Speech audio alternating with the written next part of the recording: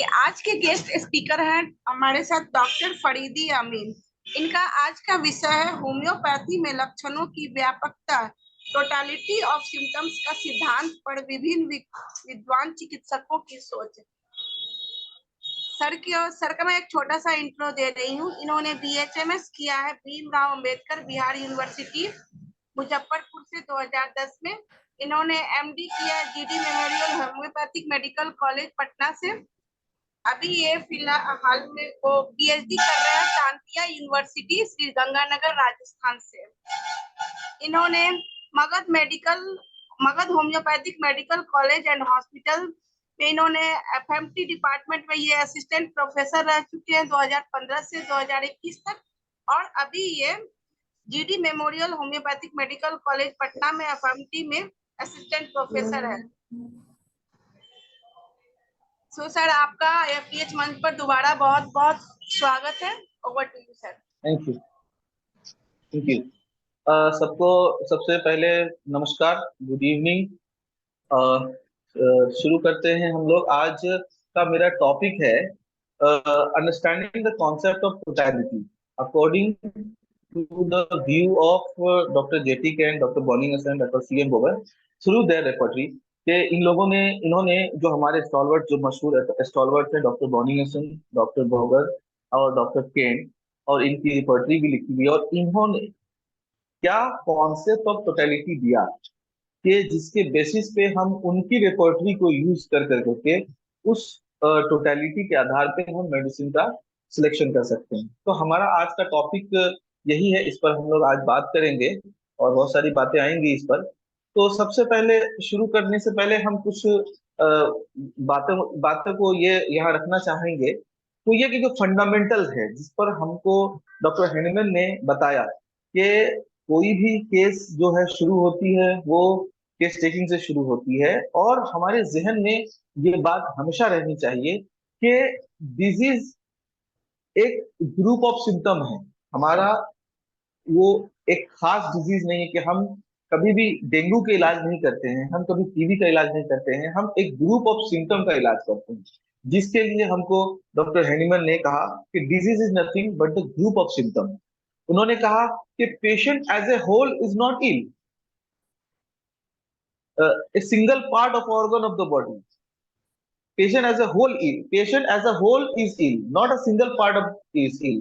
कि किसी कोई पेशेंट अगर हमारे यहाँ आता है तो वो एज अ होल एक पेशेंट आता है, ना कि वो लीवर बढ़ा हुआ है ये लेकर के आता है, ना कि स्प्लीन बढ़ा हुआ है ये लेकर के आता है। उसके पीछे एक पूरा होल बॉडी काम करता है, तब जाकर के वो इल होता है। और डॉक्टर हैनिमैन ने हमें ये बताया है कि symptom that manifest in the patient is the only guide for the selection of the remedy। वो सिम्टम जो मैनिफेस्ट करते हैं किसी भी पेशेंट को, इस पेशेंट के फिजिकल मैनिफेस्टेशन पे, फिजिकल बॉडी पे, वो जो मैनिफेस्ट करता है वो सिम्टम, वही हमारा गाइड होता है जिसके थ्रू हम किसी भी रेमेडी का सिलेक्शन करते हैं। और सिंगल सिम्टम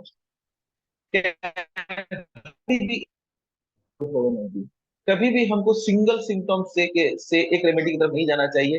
पिछले क्लास में जब हम लोग चर्चा कर रहे थे, जब हमारा टॉपिक था कॉन्स्टिपेशन, और उस पर हमने सिंगल मेडिसिन रूब्रिक के बारे में कुछ हिंट दिए थे, तो हमको सर ने कहा था, डॉक्टर साहनी सर ने, कि सिंगल मेडिसिन बहुत डेंजरस होता है, उस पर कभी भी रिलाई नहीं करना चाहिए, उस पर कभी जाना नहीं चाहिए। ये सच है। और हैनिमैन ने भी हमको यही बताया कि single symptom can hardly be ever indicated towards the symptom. एक सिंगल सिम्टम को लेकर करके हम कभी भी किसी भी रेमेडी की तरफ नहीं जा सकते, कितना भी वो पिकुलियर क्यों ना हो, however it may be peculiar, कितना भी पिकुलियर क्यों ना हो। हमेशा हमारा दिमाग, हमारा जहन कहाँ रहना चाहिए? Peculiar characteristics and individualising symptom की ओर, है ना, जो कि सिमिलिमम को तरफ हमको लेके जाता है। तो इस तरह जो एक हाईली एसेंशियल वो ये है कि analysis the case and evaluate the symptom accordingly. हमें सबसे पहले जो बहुत जरूरी चीज है वो हमें एक सबसे पहले तो हमें केस की एनालिसिस करनी चाहिए, एंड उसके बाद सिम्टम की इवेल्युएशन करनी चाहिए अकॉर्डिंगली, जैसा सिम्टम है।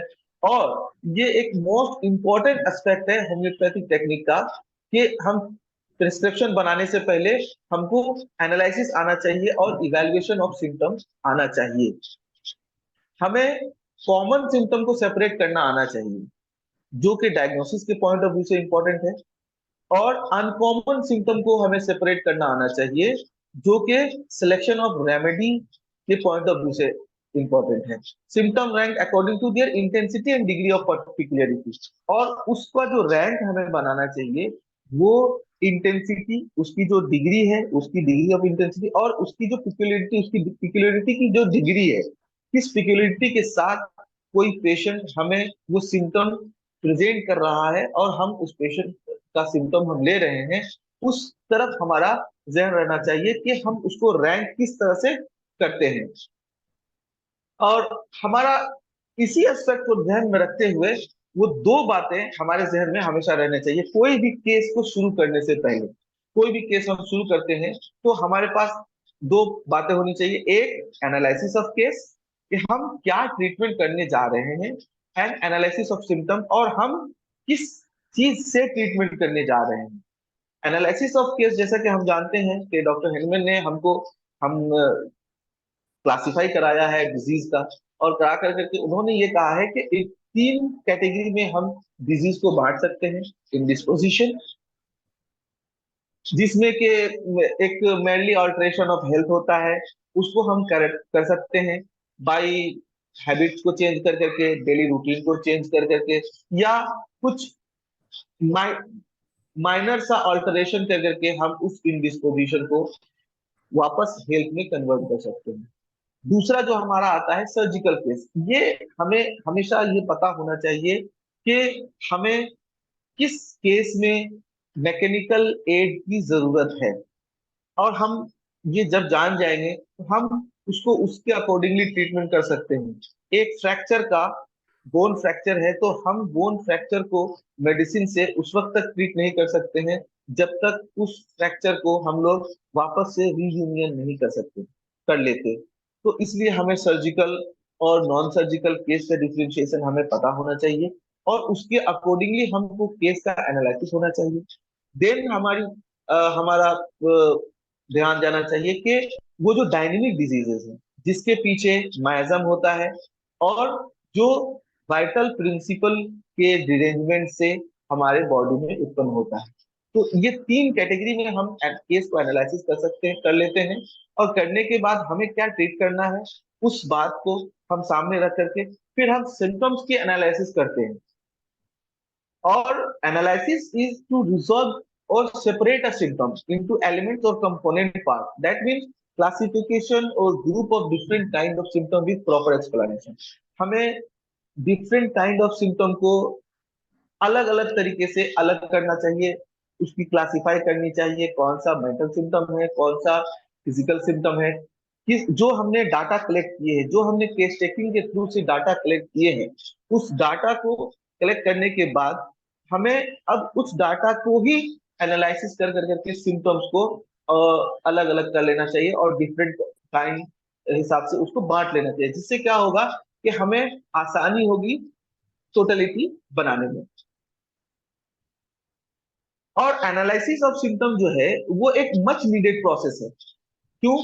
टोटलिटी बनाने के लिए, क्योंकि जो टोटलिटी की जो अंडरस्टैंडिंग है वो अलग अलग स्टॉलवर्ड्स के द्वारा अलग अलग बताया गया है, कि अलग अलग स्टॉलवर्ड अलग अलग तरीके से टोटलिटी निकालने का कॉन्सेप्ट बताते हैं। जैसे कि यहाँ पर हम लोग अभी डिस्कस करेंगे डॉक्टर केंट का, डॉक्टर बोनिहूसन का, डॉक्टर बॉगर का, कि उन्होंने हमें टोटलिटी निकालने के लिए किस किस तरीके को फॉलो करने के लिए कहा है। लेकिन सबका एज अ होल जो एक कंक्लूसिवली हम ये कहें कि सबका मकसद एक ही है, कि टू इंडिविजुअलाइज अ पेशेंट। एक पेशेंट को हम इंडिविजुअलाइज कर करके उसके अकॉर्डिंग हम उसको मिनिमम मेडिसिन दे दें, और फिर हम उसको क्योर तक लेके जाएं। थोड़ी सी हम डॉक्टर हेनमैन की जो टोटलिटी के ऊपर उन्होंने ऑर्गेनल ऑफ मेडिसिन में कुछ एफोरिज्म कहे हैं, उस पर हम थोड़ी सी नजर डाल लेते हैं, थोड़ी सी रोशनी डाल लेते हैं हम लोग। कहना है कि it is an undeniable truth that nothing can by any means be discovered in disease whereby they could express their need for aid beside the totality of symptoms with consideration for accompanying circumstances. Therefore, it follows incontestably that the complex of all the symptoms and circumstances perceived in each individual case of the disease must be only indicator. ये बहुत important बात है जिसको हमने थोड़ा highlight कर दिया है कि हर एक हर एक पेशेंट का ऑल सिम्टम और सर्कमस्टांसेस जो है ना इंडिविजुअल केस में अलग अलग होता है और वही एक ओनली इंडिकेटर होता है जिसको लेकर करके हम उस रेमेडी की तरफ जाते हैं और उस रेमेडी को हम सिलेक्शन करते हैं। इसके अलावा डॉक्टर हैनमैन ने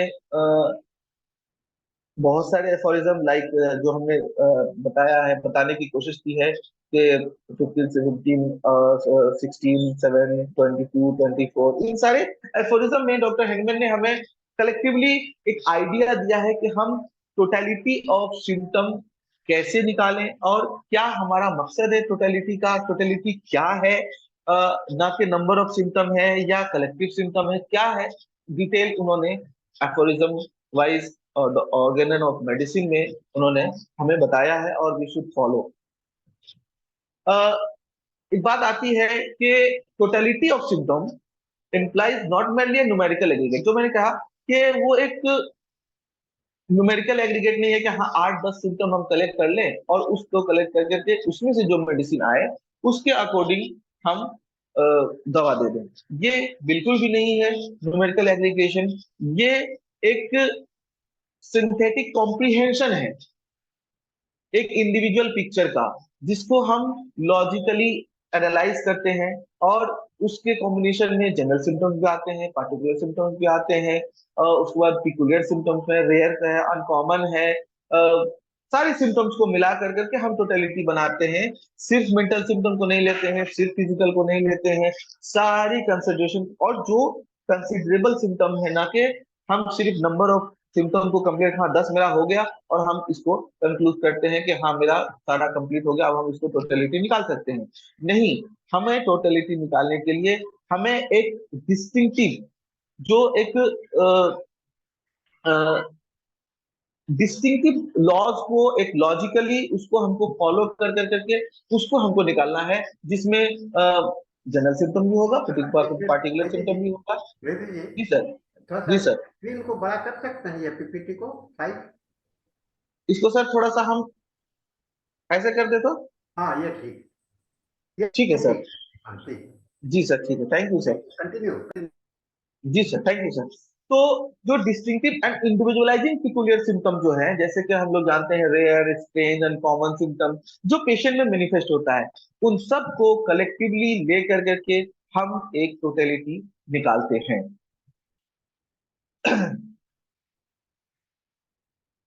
अब हमें बिफोर प्रोसीडिंग टुवर्ड्स टोटलिटी हमको दो चीजें हमेशा हमारे जहन में रहनी चाहिए।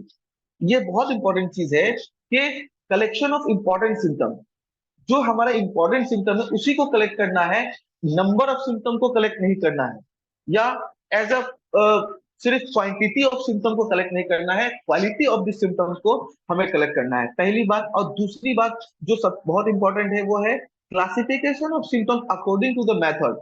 मतलब यह है कि हम किस मेथड को फॉलो करने जा रहे हैं, उस मेथड को फॉलो करते हुए हमें सिम्टम्स की क्लासिफिकेशन करनी आनी चाहिए और हम जो डाटा कलेक्ट किए हैं थ्रू केस टेकिंग उसको हम कलेक्ट कर करके हम उसको उसी हिसाब से क्लासिफाई कर दें। तब जाकर के क्या होगा कि सॉरी तब जाकर के क्या होगा कि हमारा जो सिलेक्शन ऑफ द रेपर्टरी वो बहुत आसान हो जाएगा और फिर हम आगे टोटलिटी की तरफ बढ़ पाएंगे।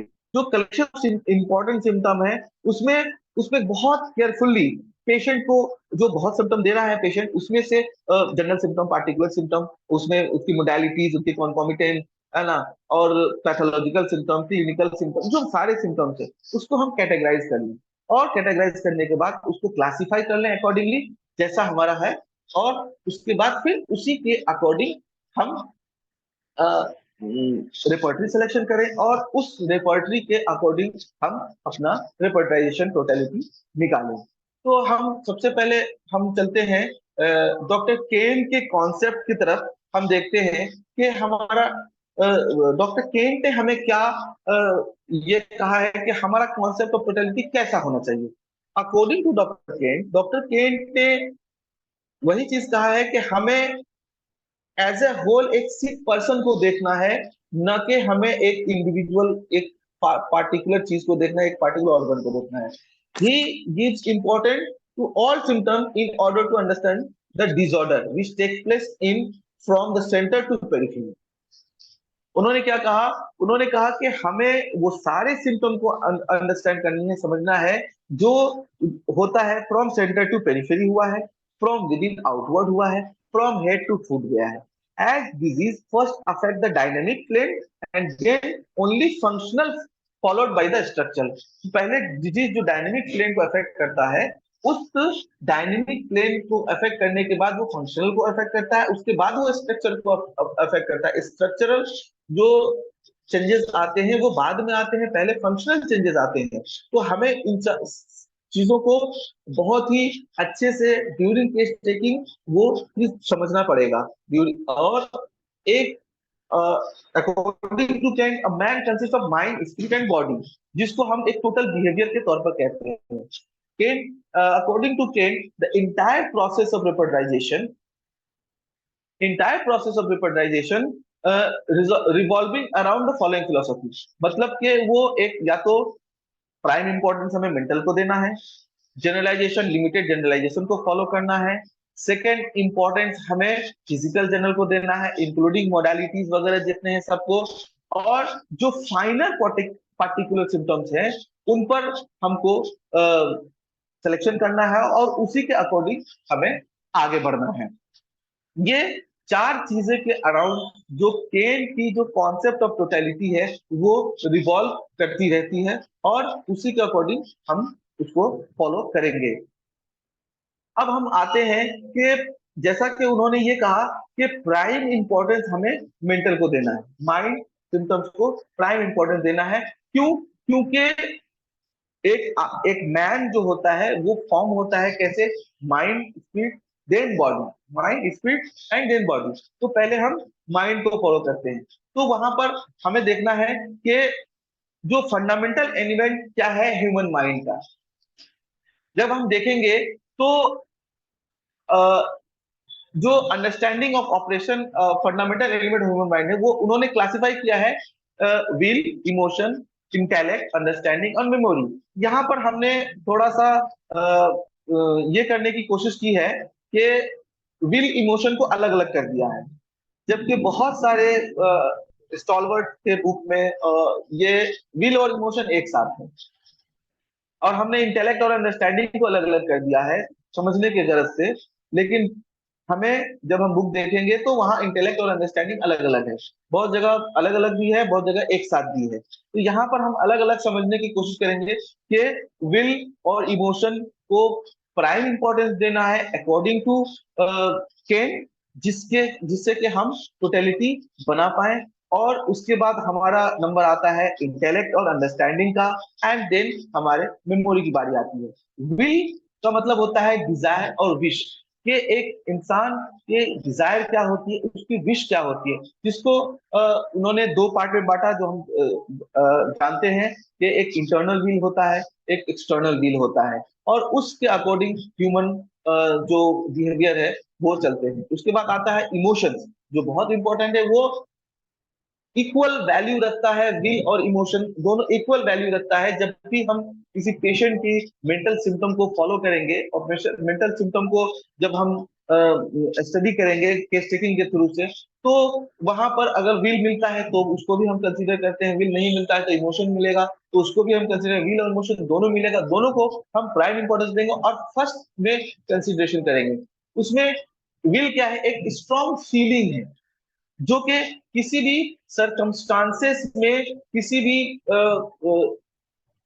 जो इन्फ्लुएंस हो कर करके वो एक रिएक्शन और मूड का एक रिएक्शन होता है, वो इमोशन होता है।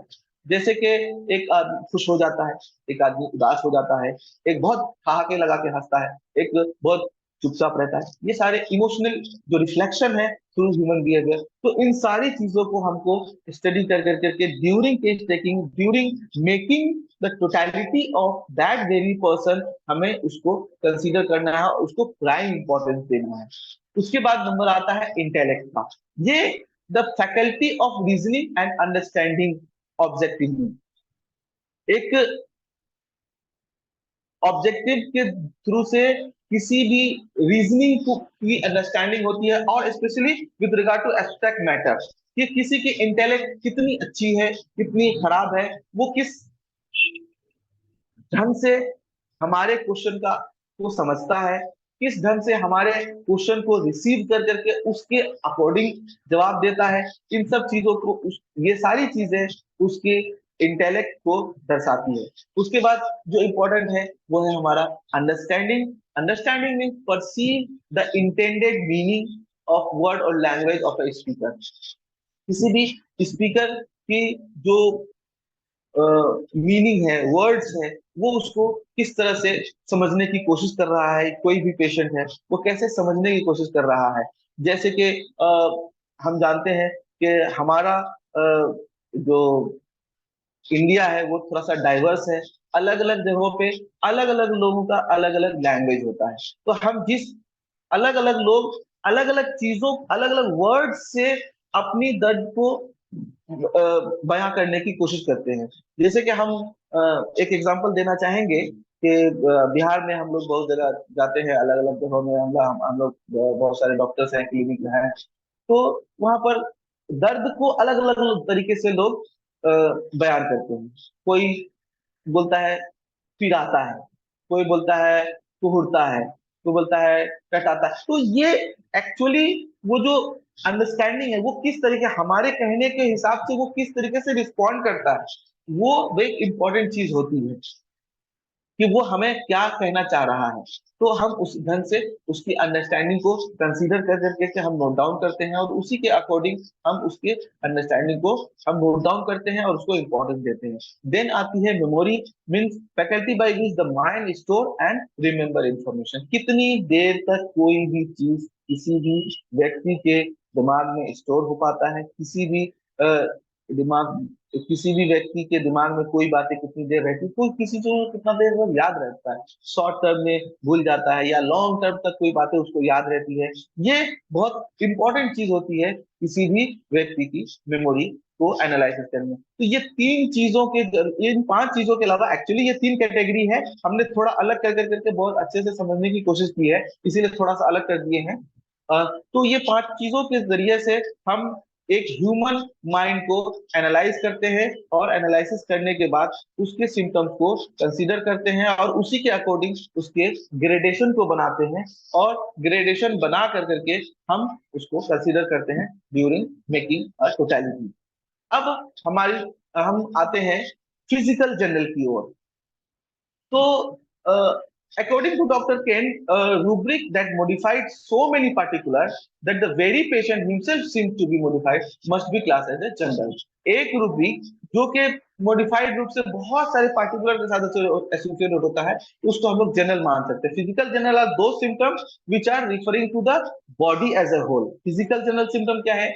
वो एक बॉडी को एज ए होल रिफर करता है with regard to various physical condition circumstances indicating that the patient generally or as a whole is aggravated or ameliorated under certain conditions, जैसे कि time, temperature, weather, position, menses, discharges, sleep, emotion, sight, general pathological, ये सारी चीजों को मिला कर करके उसके कंडीशन जो वो मैनिफेस्ट करता है उसको हम एज अ होल एक फिजिकल जनरल सिम्टम्स के तौर पर हम उसको कंसीडर करते हैं, जो जो सारे सरकमस्टांसेस है उसको वो इन्फ्लुएंस करता है। डॉक्टर बिडवेल का थोड़ा सा स्लाइड डिफरेंट ओपिनियन है फिजिकल जनरल में। उनका कहना है keeping this opinion in view he has categorize physical general some into three groups. तो उन्होंने तीन कैटेगरी में फिजिकल जनरल को बांटा है, जिस पर हम लोग देखते हैं। पहला उन्होंने जो क्या किया है, जो हाईएस्ट कैटेगरी जो दिया है उन्होंने, फिजिकल जनरल को, उसमें उन्होंने perversion of sexual sphere, including menstrual. This general symptom found under the group would be the aggravation before, during, and after menses, effect of poison, urination, character of discharge. तो ये सारे symptom sexual perversion हो गए, aggravation, amelioration during and after menses हो गए, question से related उसके effect और उसके सिम्टम्स, यूरिनेशन, उसके अलावा जो भी डिस्चार्जेस है, इन सारे सिम्टम्स को उन्होंने क्या किया है कि first category general physical general symptom बनाया है कि इन सिम्टम्स को हमको प्राइम इंपॉर्टेंस देना है, न कि during physical making physical general symptom. जब हम फिजिकल जनरल सिम्टम्स को कंसीडर करेंगे और फिजिकल जनरल सिम्टम्स को हम एक्सेप्ट रिसीव करेंगे, तो ये सारे सिम्टम जब हमको मिलेंगे, जो सेक्सुअल परवर्जन हो गए, मेंस्ट्रुअल डिस्चार्जेस हो गए, उसके एग्रावेशन हो गए, उसके एमलरेशन हो गए, डिस्चार्जेस, ये सारे को हम प्राइम इंपॉर्टेंट देंगे। सेकेंड इंपॉर्टेंट इन्होंने जो दिया है वो है एपेटाइट, डिजायर, एवर्सन, थर्स्ट। जैसे कि eating and drinking affect the stomach particularly, लेकिन उसका result as a whole general पे पड़ता है, तो इसीलिए उन्होंने थर्स्ट, एपेटाइट, डिजायर, एवर्सन, इन सारे को सेकेंड कैटेगरी जनरल के तौर पर, जनरल फिजिकल जनरल सिम्टम के तौर पर कंसीडर किया है, और इसको सेकेंड ग्रेड में रखा है कि जब हम टोटलिटी बनाए तो इसको सेकेंड ग्रेड में रखें। थर्ड जो कि इंपॉर्टेंट ग्रेड है वो है द इंटायर फिजिकल बॉडी। इसमें time, weather, climatic influence, food that aggravate, extremes of temperature chill और hot, position, motion, sleep, clothing, bathing, external stimuli etc, ये सारे जो है जो हमारे बॉडी को अफेक्ट करते हैं, ये सारे थर्ड कैटेगरी जर्नल के तौर पर हम इसको कंसीडर कर सकते हैं। तो डॉक्टर बिडवेल ने थोड़ा सा स्लाइड डिफरेंट ओपिनियन रखते हुए इसको कैटेगराइज किया है, और कैटेगराइज कर करके फिजिकल जनरल को और सिंपल कर दिया है। हम यूं कहें कि फिजिकल जनरल को और सिंपल कर दिया है कि हमको किस सिम्टम, किस फिजिकल जनरल को पहले कंसीडर करना है और किस फिजिकल जनरल को बाद में कंसीडर करना है, to make totality according to doctor Kent. अब बारी आती है फिजिकल जनरल के बाद पार्टिकुलर सिम्टम की। तो पार्टिकुलर सिम्टम किसी भी एक ऑर्गन में जो भी सिम्टम्स होते हैं उसको हम पार्टिकुलर सिम्टम कहते हैं, या किसी भी पार्ट ऑफ द बॉडी में कोई सिम्टम होता है, या किसी single part of the body में जो कंप्लेंट आते हैं, जो सिम्टम होता है, उसको हम पार्टिकुलर सिम्टम के तौर पर जानते हैं। लेकिन अगर कोई भी particular more than one part में मैनिफेस्ट कर रहा है या पाया जाता है, तो हम उसको जनरल कंसीडर कर सकते हैं। अब हम इसमें भी अगर कैटेगराइज करें तो पार्टिकुलर सिम्टम के 3 ग्रेड हम कर सकते हैं। इसमें फर्स्ट ग्रेड पार्टिकुलर वो है, वो सारे सिम्टम, वो सारे पार्टिकुलर सिम्टम होंगे तो पार्टिकुलर सिम्टम नहीं, जो किसी खास पार्टिकुलर ऑर्गन या particular part of the body के में ही सिम्टम्स को दर्शाएंगे, लेकिन उनमें क्या होगी, वो एक अनकॉमन, अनएक्सपेक्टेड, रेयर और पिक्यूलियर सिम्टम्स होगा, जिसको हम पहले कंसीडर करेंगे, जिसको हम बहुत मशहूर तौर से बचपन से हम लोग very first year of BHMS से हम लोग पढ़ते आए हैं, PQRS, rare, peculiar, uncommon, strange, quotient वगैरह, ये सारे सिम्टम जिसको हमको कंसीडर करना है। सेकेंड ग्रेड पार्टिकुलर जो है वो सारे पार्टिकुलर सिम्टम जिसमें एक मार्क मोडालिटी हो, साथ में उसकी मोडालिटी हो।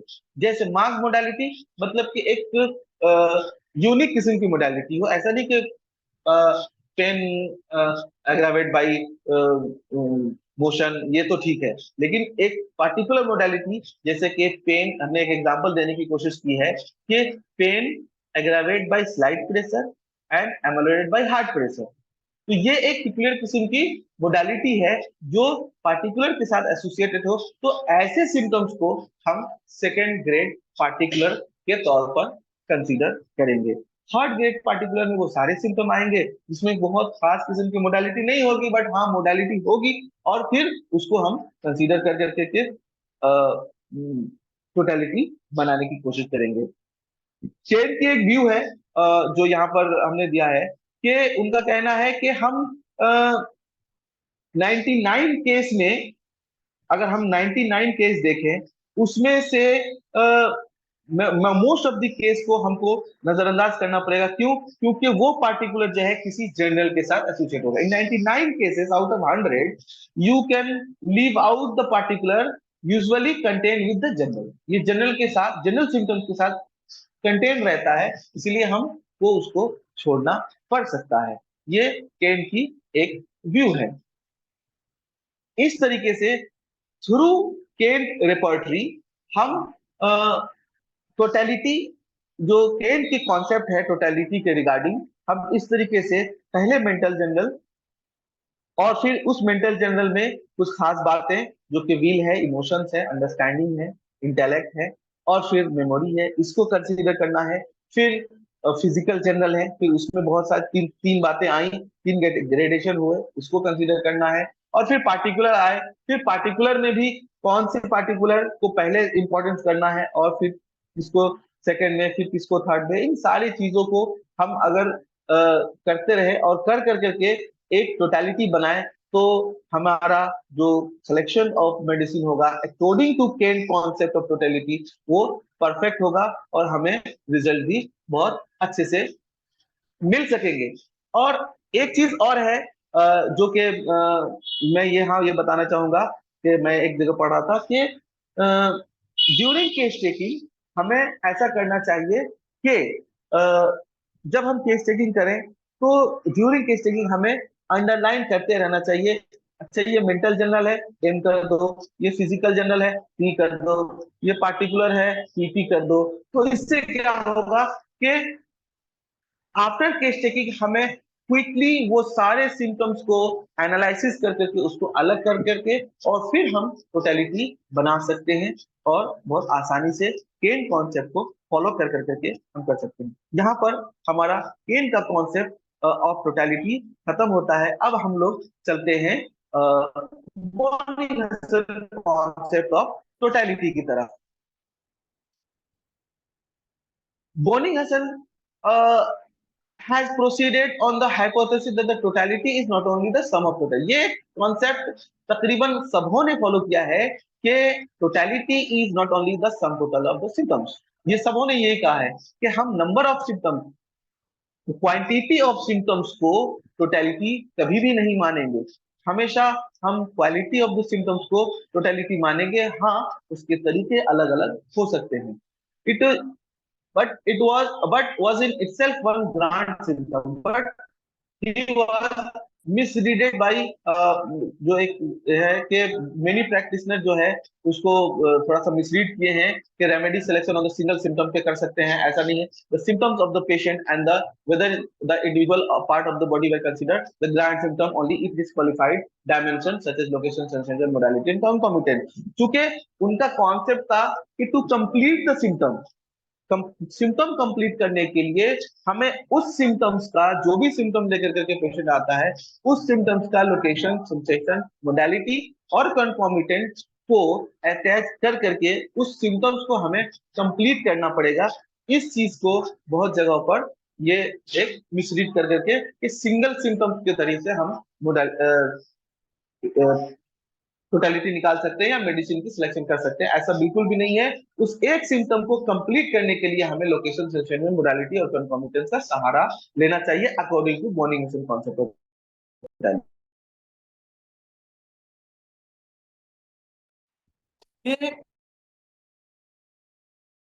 में कुछ चीजें हैं जिनको उन्होंने कंसीडर किया और उस कॉन्सेप्ट को फॉलो कर करके टोटलिटी निकालने के लिए कहा है। उसमें से 8-9 चीजें हैं जिस पर हम एक एक करके रोशनी डालेंगे। एक है डॉक्ट्रिन ऑफ एनालॉजी। हम लोग जानते हैं कि डॉक्ट्रिन ऑफ एनालॉजी क्या है कि Boeninhousan discovered that the sensation as well as the condition of aggravation and amelioration are not confined to a particular symptom but are applicable to all symptoms of the cases. He emphasized the generalization of the symptom, sensation and modality। उन्होंने उस aggravation और amelioration को एक particular symptom के तौर पर नहीं consider किया, उन्होंने उसको जनरलाइज कर दिया कि ये यहाँ पर है तो वो उधर भी सेंसेशन वो चीजें हो सकती है, और वो उस ग्रैंड जनरलाइजेशन पे एम्फेसिस कर करके वो सेंसेशन को उन्होंने और उस मोडालिटीज को थोड़ा सा और डाइवर्स करने की कोशिश की है। ये इसको फॉलो करेंगे हम ड्यूरिंग बोनिंगहसन कॉन्सेप्ट ऑफ टोटलिटी। उसके बाद नंबर आता है ग्रैंड जनरलाइजेशन। उनका ये कहना है कि सिम्टम जो एग्जिस्ट करता है एक इनकम्प्लीट स्टेट में, अ पार्ट और a given case should be reliable complete by analogy. एक सिम्टम जो कहीं पर भी एग्जिस्ट कर रहा है, अगर वो इनकम्प्लीट स्टेट में है तो उसको हम कंसीडर कर करके कंप्लीट करेंगे किसे, by analogy, by observing the condition of the part of the case. उस केस के जो पार्ट ऑफ द केस है उसको भी ऑब्जर्व कर करके उस एनालॉजी से रिजेंबल कर करके उसको हम जनरलाइज कर देंगे, ताकि एक सिम्टम को हम कंप्लीट कर सके, जो कि प्रीवियस स्लाइड में कहा कि वो लोकेशन, सेंसेशन, मोडालिटी और कॉन्कॉमिटेंट। और नेक्स्ट टॉपिक भी उनका वही है कि डॉक्ट्रिन ऑफ कंप्लीट सिम्टम। बोनिंगहसन ने बहुत ही अच्छे से ये कन्विंस किया है कि ये 4 पॉइंट को हम हमेशा ध्यान में रखें कि इनको ही फॉलो कर करके हम किसी भी सिम्टम को कंप्लीट कर सकते हैं। 4 square foundation was the only method of securing the totality of the case. According to the doctrine of complete symptom, each particular symptom consists of the following component: location, sensation, modality, जिसमें कि aggravation, amelioration भी है, and concomitant। इन सब को follow कर करके एक symptom को हम एक कंप्लीट सिम्टम बना सकते हैं, ताकि वो आधा अधूरा सिम्टम ना हो। बोनिंगहसन ने मोडालिटीज पे बहुत एम्फेसिस किया, बहुत ज्यादा जोर दिया है। उन्होंने जनरलाइज मोडालिटी को भी इंट्रोड्यूस किया, पॉजिटिव मोडालिटी को भी उन्होंने इंपॉर्टेंस दिया, और भी रिलेटेड मोडालिटी जितने हैं, जो भी एमेलोरेशन है या फॉलोड बाय एग्रावेशन है ना, या फिर एमेलोरेशन है, या फिर जो एग्रावेशन है उसको ज्यादा इंपॉर्टेंट है, फिर लास्ट में एमेलोरेशन, ये मिलाकर करके ये मोडालिटीज पर उन्होंने ज्यादा फोकस किया है, जिससे कि एक इंपॉर्टेंस बढ़ जाती है किसी भी सिम्टम को कंप्लीट करने में। बोनिंगहसन का कहना है कि doctrine of concomitant, doctrine of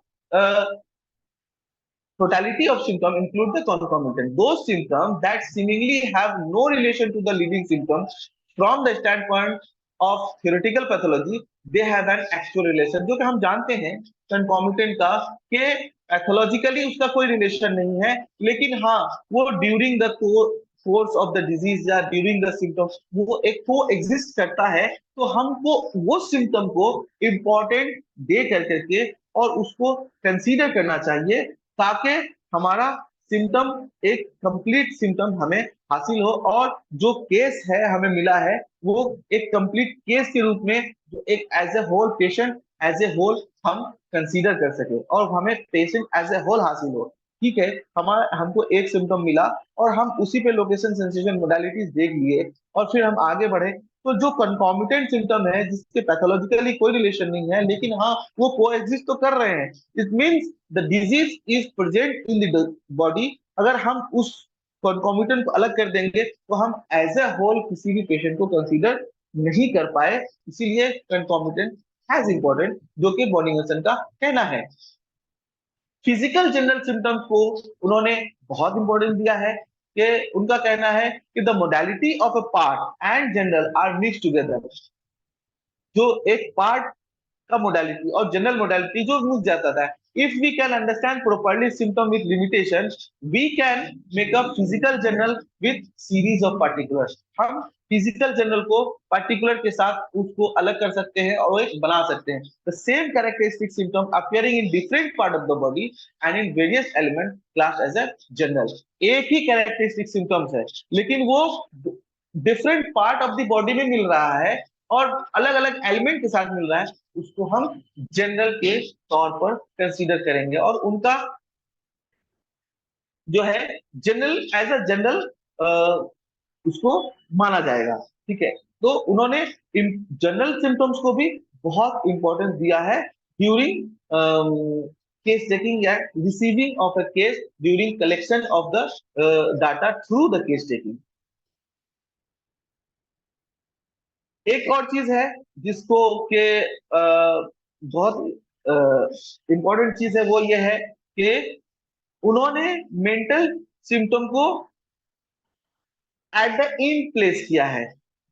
उन्होंने बहुत ज्यादा इंपॉर्टेंट नहीं दिया है। यूं ना कहें कि उन्होंने मेंटल सिम्टम को इंपॉर्टेंस दिया ही नहीं है, उन्होंने मेंटल सिम्टम्स को इंपॉर्टेंस दिया है, लेकिन मेंटल सिम्टम्स को कब लास्ट में हम इंपॉर्टेंस दे करके सिर्फ उससे हम किसी भी पेशेंट की कैरेक्टर को रिसीव कर सकते हैं या किसी भी पेशेंट के बारे में जान सकते हैं कि बिफोर सफरिंग पेशेंट कैसा था एंड आफ्टर सफरिंग पेशेंट कैसा हो गया।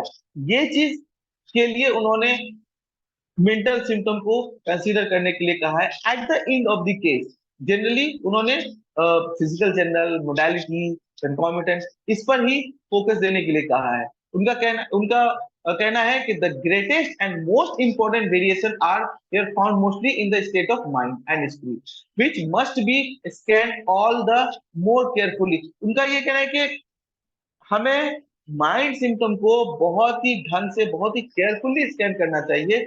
ये बहुत ही मिसलीडिंग टाइप के सिम्टम्स होते हैं तो हमें दूसरे तरफ घुमा सकते हैं और हमें डाइवर्ट कर सकते हैं, जिससे कि हमारा मेडिसिन सिलेक्शन में hindrance हो सकता है। If they are not all sharply distinct but also of rare occurrence and therefore correspond to only few remedies। बॉर्निंगहसन के लेटर राइटिंग से ये कोटेशन हमने लिया है। He gave very small place to mental interpretation with justification that in actual practice it is difficult to extract reliable mental। जो मैंने कहा कि जो रिलायबल मेंटल है उसको हम बहुत डिफिकल्ट है अकॉर्डिंग टू हिम।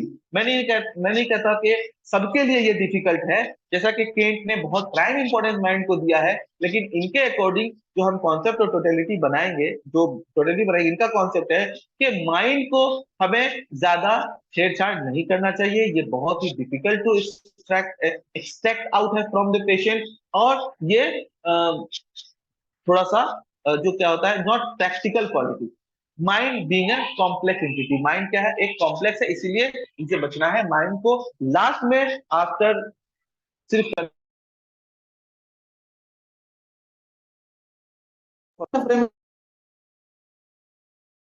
जैसा कि हम जानते हैं कि बॉर्निंगहसन ने जो ग्रेडेशन ऑफ द मेडिसिन किया है उसको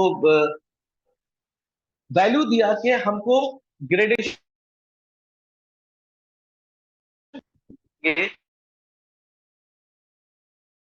उन्होंने during his clinical practice and during making a repertory उन्होंने नोटिस किया कि बहुत सारे ऐसे ड्रग थे जो सेम टाइप के सिम्टम प्रोड्यूस करते थे, लेकिन उनकी इंटेंसिटी और फ्रीक्वेंसी जो है वो अलग थी ड्यूरिंग केस टेकिंग, जो कि अलग अलग वैल्यू रखते थे। जैसे कि हम एक एग्जांपल ले लें कि इरिटेबिलिटी इरिटेबिलिटी के हम जब रेपर्टरी में ढूंढने जाएंगे तो बहुत सारे मेडिसिन मिल जाएंगे, लेकिन किसकी इरिटेबिलिटी किस दर्जे की है, किस इंटेंसिटी की है। इसलिए बॉर्निंगहसन ने क्या किया, ये पहले शख्स थे जिन्होंने ग्रेडेशन ऑफ मेडिसिन की जरूरत समझी और उन्होंने उसको ग्रेडेड किया कि हाँ ये ज्यादा इंपॉर्टेंट है तो इसको हाईली ग्रेड करना चाहिए, और ये कम इंपॉर्टेंट है तो इसको कम ग्रेड करके देना चाहिए। उसकी फ्रीक्वेंसी कम है, उसकी इंटेंसिटी कम है, और उसके जो सिम्टम्स है, सिम्टम्स अपीयरेंस की जो इंटेंसिटी है वो कम है, इसलिए उसको हमको कम ग्रेड करना चाहिए। तो इस तरीके से उन्होंने, ये फर्स्ट शख्स थे जिन्होंने इवैल्यूएशन ऑफ रेमेडी के इंपॉर्टेंस को समझा, और इस तरीके से उन्होंने ये कहा कि हम मेडिसिन के ग्रेडेशन को ध्यान में रखते हुए फिर हम डिजीज का सिलेक्शन करें और सॉरी रिपर्टाइजेशन करें और फिर उसको हम मेडिसिन का सिलेक्शन करें। लास्टली है जो कंकॉर्डेंस, उन्होंने अपने लिटरेचर में ये लिखा है कि एक ही मेडिसिन जो किसी खास मेडिसिन के साथ उसके कुछ रिलेशन है, उनके पहले देने से क्या फायदा है, उनके बाद में देने से क्या फायदा है, उनको देने से कहीं बीमारी बढ़ जाती है, कहीं बीमारी घट जाती है। तो इस तरीके से उन्होंने क्या किया कि हर मेडिसिन के कुछ रिलेशन बनाए, और उस रिलेशन बना कर करके उन्होंने एक चैप्टर बना कर करके कंकॉर्डेंस चैप्टर जो उनकी बीटीपी है उसमें है। तो क्या है कि Boeninhousan wrote for myself, materia medica is the most indispensable work of homeopathy. Thus, concordance has been extremely important. Not only the recognition of the genius of the remedy, but also for testing and making sure its choice, and for judging of sequence of the various remedies, especially in totality. कि किस medicine को हमको किस sequence में जाना है, उसके through से हम ये जान पाए हैं कि सल्फर लाइको हिल कैलकेरिया ऐसे देना है, उसको देने से मेडिसिन अच्छा हो जाता है, ट्रीटमेंट का जो कोर्स है वो अच्छा हो जाता है। आर्सेनिक के बाद हम फास्फोरस बहुत अच्छे दे सकते हैं, वो बहुत अच्छा फॉलो करता है। इस मेडिसिन को इसके साथ नहीं देना है, ये उसका। तो इन्होंने एक रिलेशनशिप बनाया, और बना करके उस रिलेशनशिप को हमको बताया कि ये सारी चीजों को जहन में रख करके अगर हम किसी पेशेंट की टोटलिटी को निकालते हैं और फिर हम पेशेंट की सिलेक्शन ऑफ द मेडिसिन की तरफ जाते हैं, तो तो क्या होगा कि हमें आसानी से जो कॉन्सेप्ट है इंडिविजुअलाइजेशन का थ्रू द हेल्प ऑफ बीटीपीडी, वो हमें आसानी से मिल सकता है। इसके अलावा उन्होंने जो एक बहुत ही मशहूर चीजें जो क्या कहते हैं पॉइंट दिए हैं, 7 पॉइंट, जिसको फॉलो कर करके हम एक डिजीज पर्सन की फुल पिक्चर को हम समझ सकते हैं। ये तो एक प्रीवियसली जो हमने बताया ये सारी चीजें, ये था उनके कॉन्सेप्ट होता है कि इसके बेसिस पे हम सिलेक्शन ऑफ दी रेमेडी कर सकते हैं, और इस पे हम पेशेंट को समझने की कोशिश कर सकते हैं इस थ्रू थ्रू दीज 7 पॉइंट्स, जो एक डिजीज के फुल पिक्चर को दर्शाएगा, और फिर हमें इसको समझने में, किसी भी डिजीज को, किसी भी पर्सन को समझने में आसानी होगी। तो पहला है क्विज, जिसमें कि पर्सनैलिटी एंड इंडिविजुअलिटी के बारे में बताता है कि एक पेशेंट उसकी उसकी इमेज क्या है, वो किस डिजीज को लेकर आया है, उसका एज, सेक्स, उसका कॉन्स्टिट्यूशन क्या है, उसका टेम्परामेंट क्या है। डॉक्टर फरीदी, हम लोग जी का सर। थोड़ा सा समय का ध्यान रखिएगा, ठीक है? जी सर, बस हम इसको कंक्लूड कर देते हैं जल्दी जल्दी सर। क्विज है, इसमें पर्सनालिटी इंडिविजुअलिटी के बारे में देखते हैं। इसमें पेशेंट के एज, सेक्स, कॉन्स्टिट्यूशन, टेम्परामेंट, सब चीज को देखते हुए हम उस पर्सनालिटी को समझने की कोशिश करते हैं। उसके बाद आता है क्विज, जिसमें कि हम इस उस पेशेंट के नेचर एंड पिक्युलिटी को समझते हैं, उस डिजीज की पिक्युलिटी को समझने की कोशिश करते हैं, जो कि बहुत ज्यादा इंपॉर्टेंट नहीं रखता है, लेकिन हाँ इंपॉर्टेंट रखता है सिर्फ डायग्नोसिस के पॉइंट ऑफ व्यू से। उसके बाद हम देखते हैं कि सीड्स ऑफ द डिजीज उबी, जिसमें कि हमारा डिजीज कहाँ पे है, किस जगह पे हम पेशेंट जो आया है, जो डिजीज लेकर के आया है, हमारा डिजीज अभी किस कंडीशन में है, डिजीज पर्सन हमारा कितना डीप सीटेड है, या एक्यूट है, या क्रोनिक है, किस पार्ट को को अफेक्ट कर चुका है, इसको भी हम लोग जानते हैं। उसके बाद क्यूबस ऑफ मतलब के उसके साथ उसके अकॉम्पाइनिंग सिम्टम क्या क्या है। These symptoms are to be noted rarely appear in connection with the leading symptom, बहुत रेयरली आते हैं, लेकिन उसको हमको नोट डाउन कर करके उस अकॉम्पाइनिंग सिम्टम को फॉलो करना है, ताकि हम उस डिजीज को अच्छे से समझ सके, उसके चीफ कंप्लेंट को समझ सके। ये लेस इंपॉर्टेंट है, लेकिन ये एक इंटेंसिफाइड सिम्टम के तौर पर हम उसको लेंगे।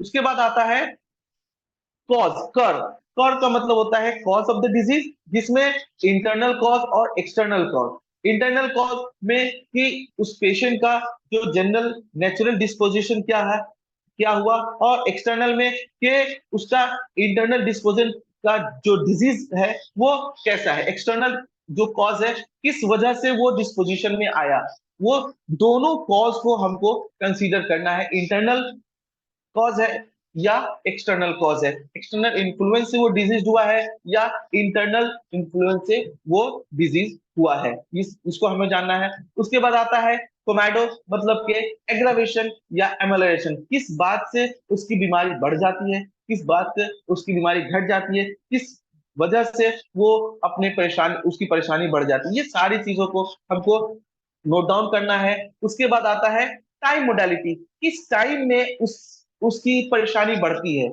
या किस पीरियड से वो रिपीट होता है, कि 15 दिन पे रिपीट होता है उसका कंप्लेंट, या महीने महीने में रिपीट होता है, या एवरी नाइट वो रिपीट होता है, जैसा कि हम जानते हैं नाइट एग्रावेशन, मॉर्निंग एग्रावेशन। तो इस तरह से हम इस सातों पॉइंट्स को फॉलो कर करके के अकॉर्डिंग टू बोनिंगहसन हम उसकी कॉन्सेप्ट ऑफ टोटलिटी को समझ सकते हैं, और उस कॉन्सेप्ट की टोटलिटी को समझ कर करके डिजीज पर्सन को जो हमने रिसीव किया है केस टेकिंग के थ्रू से, उसके डाटा कलेक्ट किया है, उसको क्लासिफाई कर करके, और फिर तब जा कर करके हम पेशेंट को मेडिसिन का सिलेक्शन कर सकते हैं। अब हमारा आता है बोनिंगहसन की concept of totality. Boenninghausen concept of totality में हम ये देखते हैं कि most of the thing doctor Boger ने बोनिंगहसन से रिसीव कर लिया है। तो जी सर। डॉक्टर फरीदी, जी हम सर। लोग अब आगे नहीं बढ़ पाएंगे। जी सर, सॉरी सर। हाँ, कंक्लूड कर देते। एक सेकंड पार्ट में आगे का पार्ट कीजिएगा, हम लोग सेकंड डेट आपको अलाउट करेंगे। जी सर, जी सर, जी सर। ठीक है, आप जी इसको सर। कंटिन्यू कीजिएगा अगले डेट में, क्योंकि हम लोग का सेशन अब समाप्त होने वाला है। 5 जी मिनट सर, जी सर। हम लोग को क्वेश्चन आंसर में आप पीपीटी हटा लीजिए। और जी सर। बहुत बहुत धन्यवाद आपको। एक चीज, अभी डॉक्टर हरि नारायण जी का एक सवाल आया है। जी sir. What is difference among Kent repertory, synthesis repertory and complete repertory? मैं इस पर जवाब दे देना चाहूंगा क्योंकि समय की कमी है। जी sir.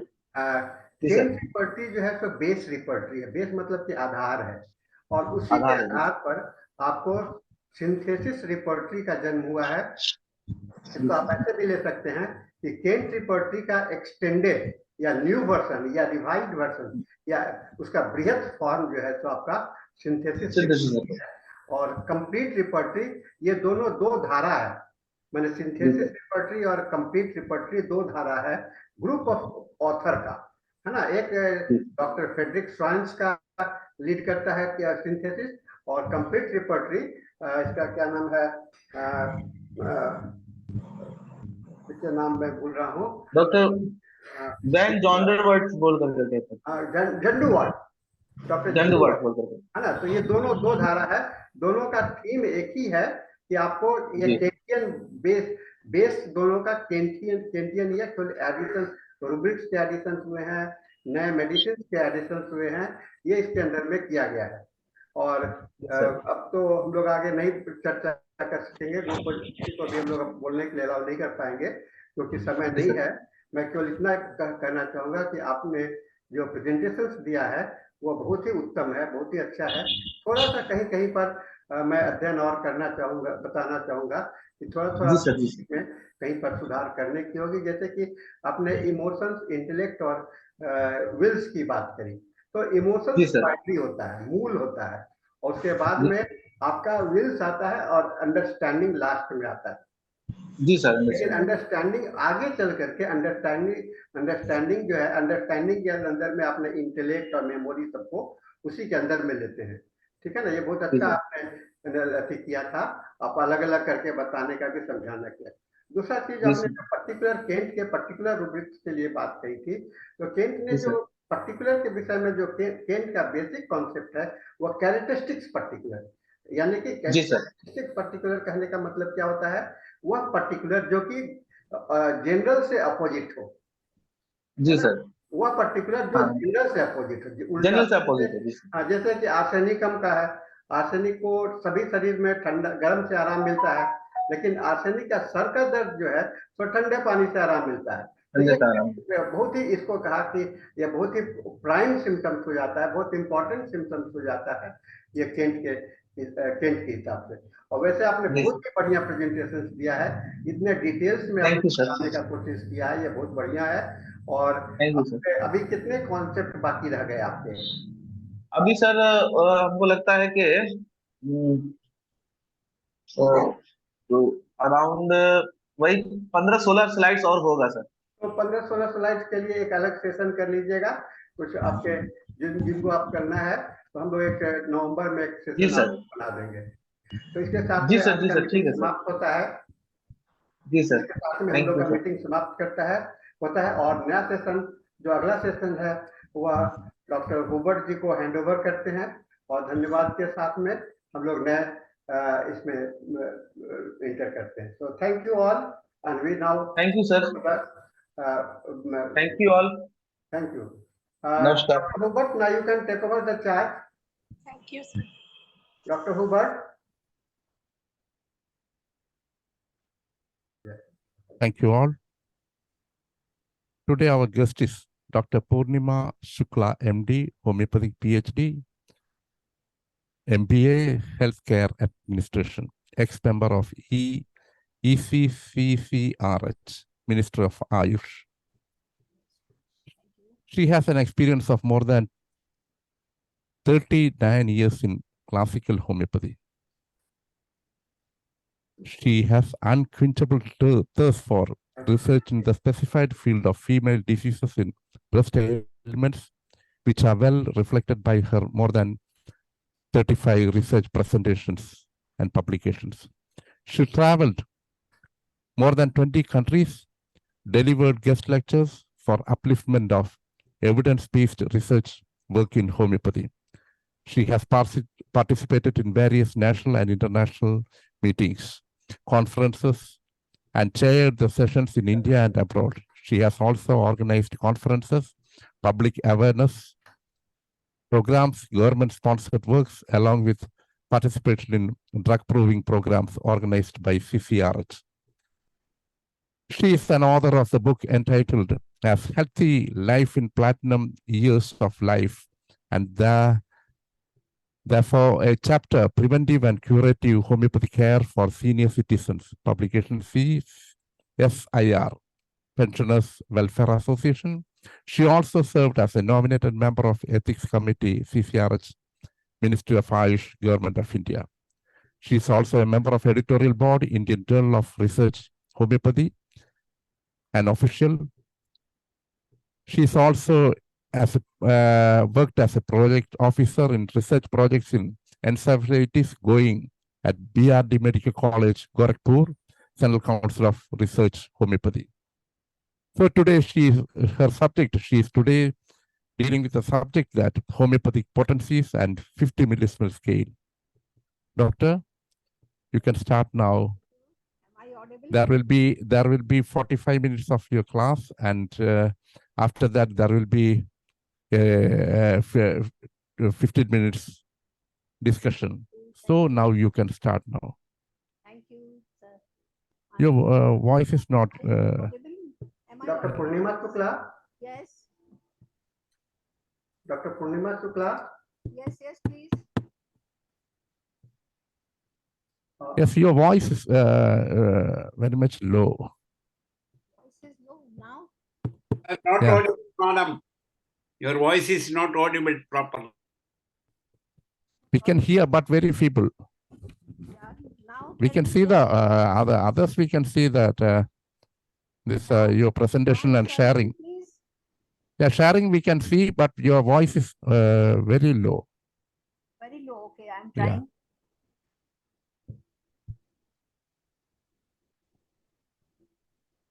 Slide, sir. Okay, Yeah, it is please? visible. It's visible. Okay. Yeah. Fine. Thank you. So please, for my introduction, you have given me a very good opportunity to share my slides on this day with you all, with all learned members of the homeopathic fraternity, and I'm very happy to be here. Please. Now it's audible, please. Yeah, you can start now, doctor. Thank you so much. So, today myself is originally belong to Lucknow. I have been brought up and birthplace is my Lucknow, then migrated to Gorakhpur, where I was posted, and now I'm in Delhi. whatever you have told me just now. So this is just an addition. Now at present, after retirement, I'm also posted as a consultant in Lady Harding Medical College under CCRH. And also apart from this, I have a small clinic where I am conducting EMR projects of the government of India also, where breast lesions and homeopathic management was famous there. But today I'm Madam, speaking sorry, on the, I'm interfering. today, Your video is not. today We I'm can. speaking on the most controversial point of the homeopathic point. That is the potency, which has always been a very controversial, and because of this, people used to say that this is a placebo therapy. And so my topic of today is homeopathic potency with a special reference to 50 millisimal scale. Okay. So first point is the most controversial point in homeopathic potency. So what potentization is? We are reading from the very beginning, from the first year of my graduation in homeopathy, that this is the way to potentize. But 50 millisimal scale is never taught of there.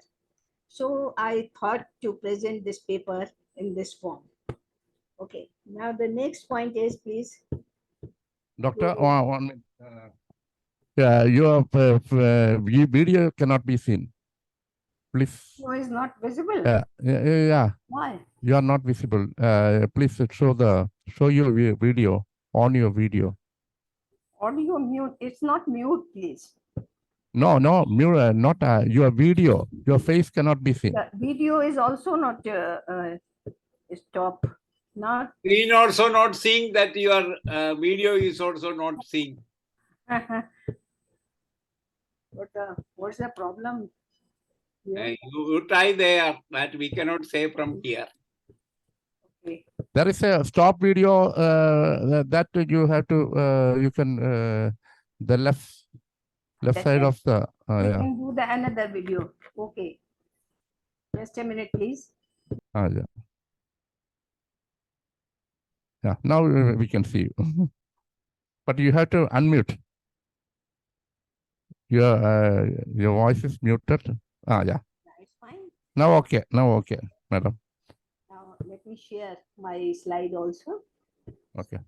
Please disable me. Yeah.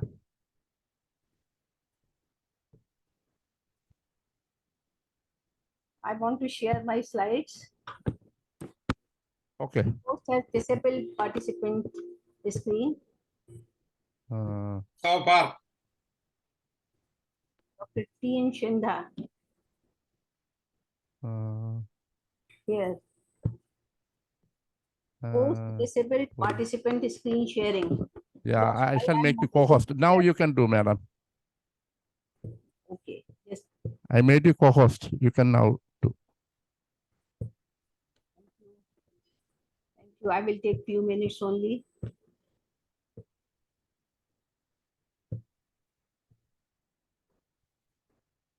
Yes. So yeah, we can see it.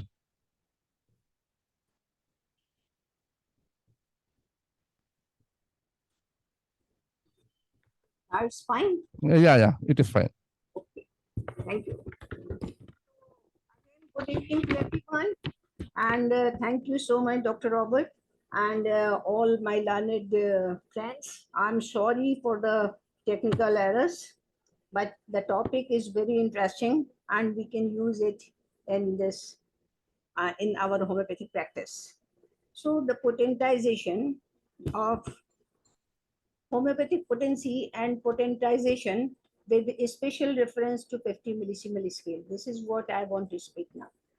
Now, as according to Clause, the homeopathic potentization is a mathematico-mechanical process of the reduction of the crude drugs, inert or poisonous medical substance, to a state of physical solubility, physiological assimilation, through activity, and to make it harmless for use as homeopathic healing remedies according to scale.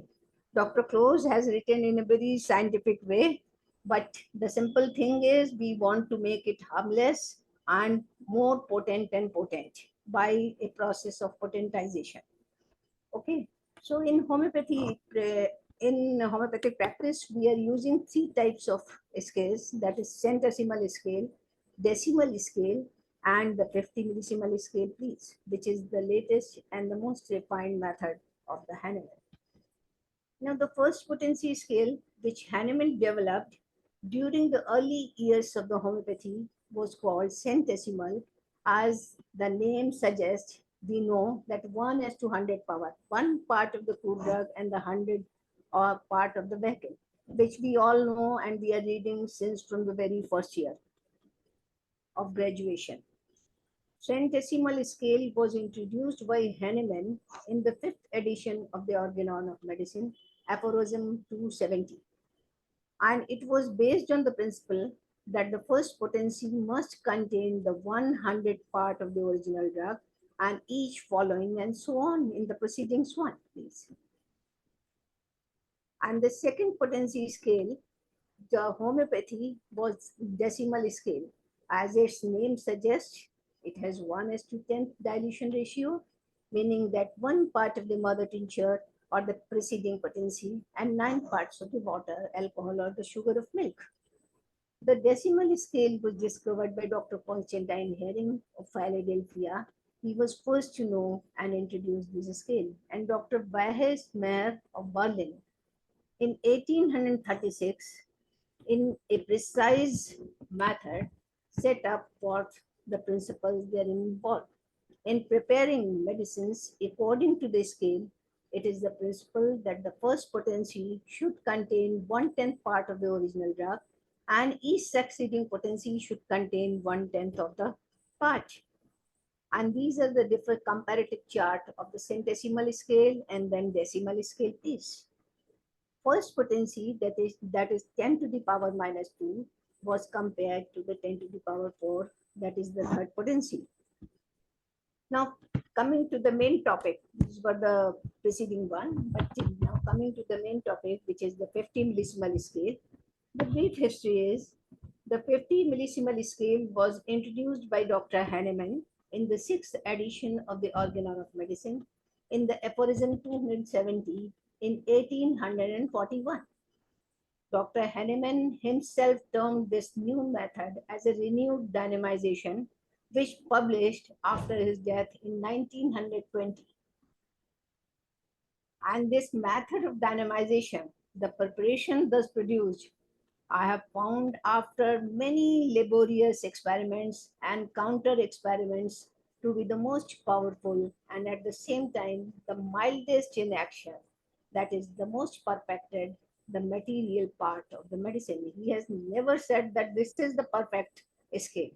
So we must discover the another scale also after using this medicine. He has said it most perfected scale. And here the crude part of the medicine is lessened with each degree of dynamization of 15,000 times, but yet incredibly increase in power. This is what Hahnemann has explained in 294 page in 2002. And these are the various records, 6th edition of the Organon, which it is in the writing of the Dr. Hahnemann. Cases are there where you can see a view. Please have a view of this. It is all kept there in Germany in the Robert Library. Now the Dr. Pierre Smith of Geneva, it was the potency of this. Dr. Richard Hill took the financial help from the Dr. Boger, and then he purchased this 6th edition handwritten of Dr. Hahnemann from his wife. And it was Dr. Pierre Smith who gave the word 50 millisimal LM potency.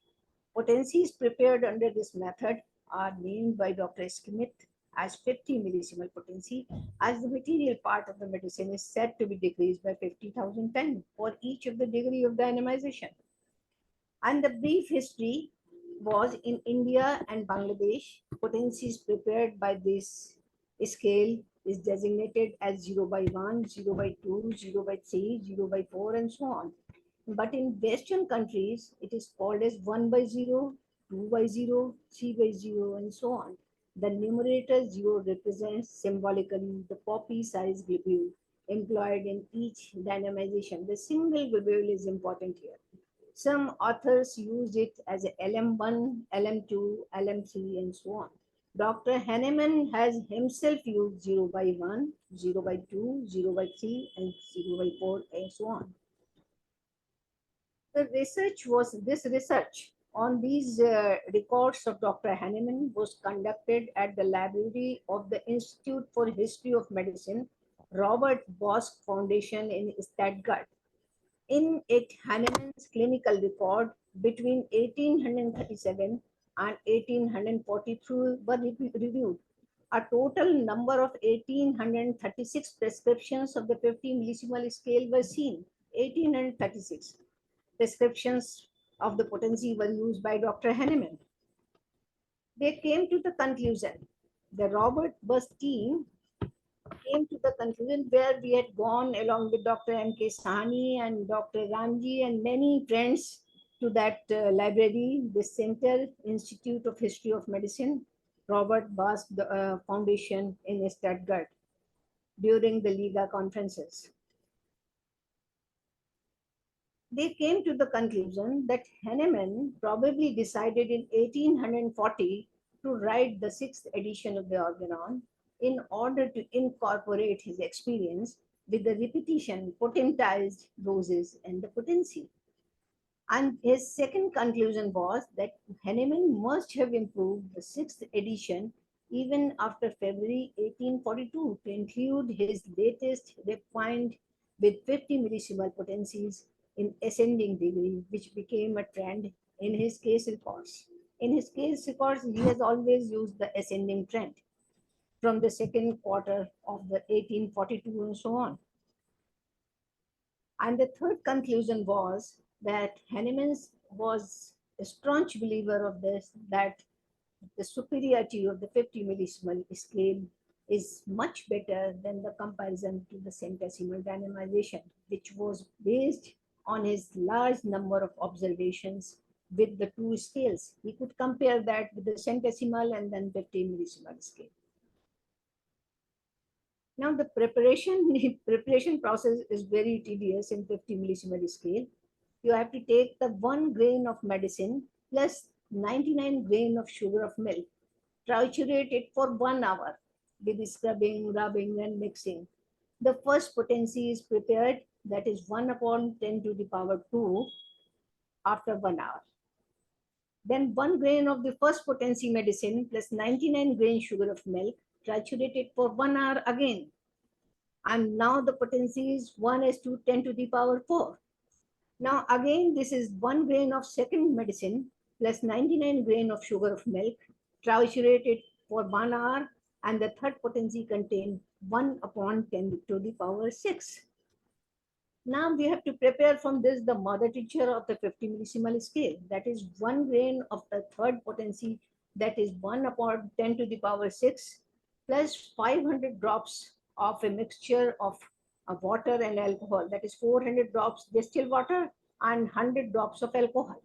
And the strength being 1/5 into 10⁸ now. This is the mother tincture of the 50 millisimal scale after triturating and preparing the third potency as per the centesimal scale. Now this is the mother tincture. From the mother tincture, we have to take 1 drop of mother tincture plus 10 drops of pure alcohol. Then we have to give the succussions again. And now this is the diagrammatic representation. Now small sugar globules are moistened in first potency and kept in a well-corked vial with the sign of degree of potency. These globules are such that 100 weigh 1 grain and 500 of which are absorbed in 1 drop of alcohol.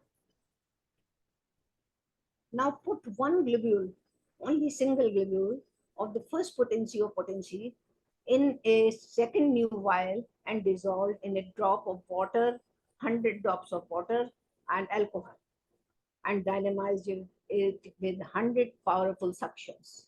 Now this is the 0/1 potency. With this fluid, globules are again moistened, put into a well-corked vial, and then protected from the heat and sunlight and given to sign 2 of the second potency.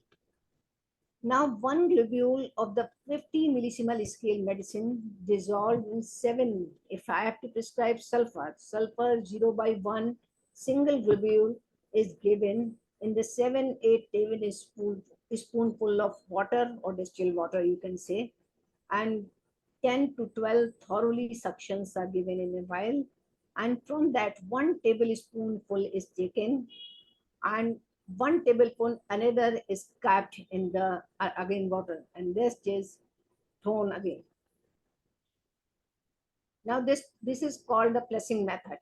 Mix already prepared doses in a next glass of water. The spoonful are taken and then just thrown away. The water is added up to the original quantity and again stirred and suctions are done. We all know this. From this again 2 spoonfuls are taken, the rest is thrown away and the process is repeated. From the 2 spoonful, one is given to the patient and other is kept for further pressing. This is what I have just told you. Now the process of dispensing and preparing the 50 millisimal scale is slightly tedious. Dr. John Baer has said that the pressing method should never be given in the centesimal scale. It should be given only in 50 millisimal scale. And pressing methods and the indications are quite interesting.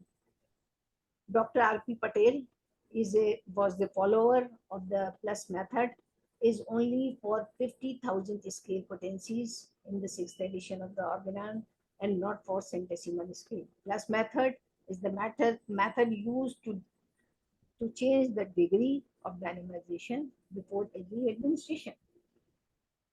Dr. R.P. Patel, fortunately, I have taken, he has given me knowledge and I am very grateful to him about 50 millisimal and the homeopathy. Now he is no more, but he was the real giant of this homeopathic part. Now, the drug quantity is reduced to 15,000 times to the previous potency, but the number of suctions rose to 100 times. So the penetrating power is very high and it touches all the surfaces part curatively. Being very highly diamondized, a spiritual conceptual essence of the drug substance is intensely developed and full power of the drug is capable of extracting the disease from the life principle is a complete and permanent manner, which is the second aphorism of the Organon.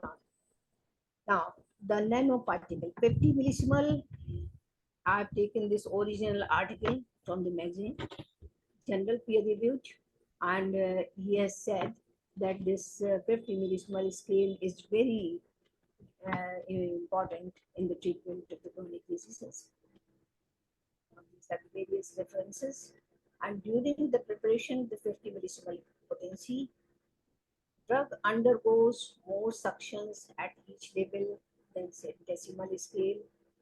In centesimal scale, 10 ml and so on. This vigorous education. Madam, your voice is so feeble. Please make it closer to the microphone. Okay. Have led to the formation of more and more nanoparticles and aggregates of the drug molecules than those formed in the centesimal scale.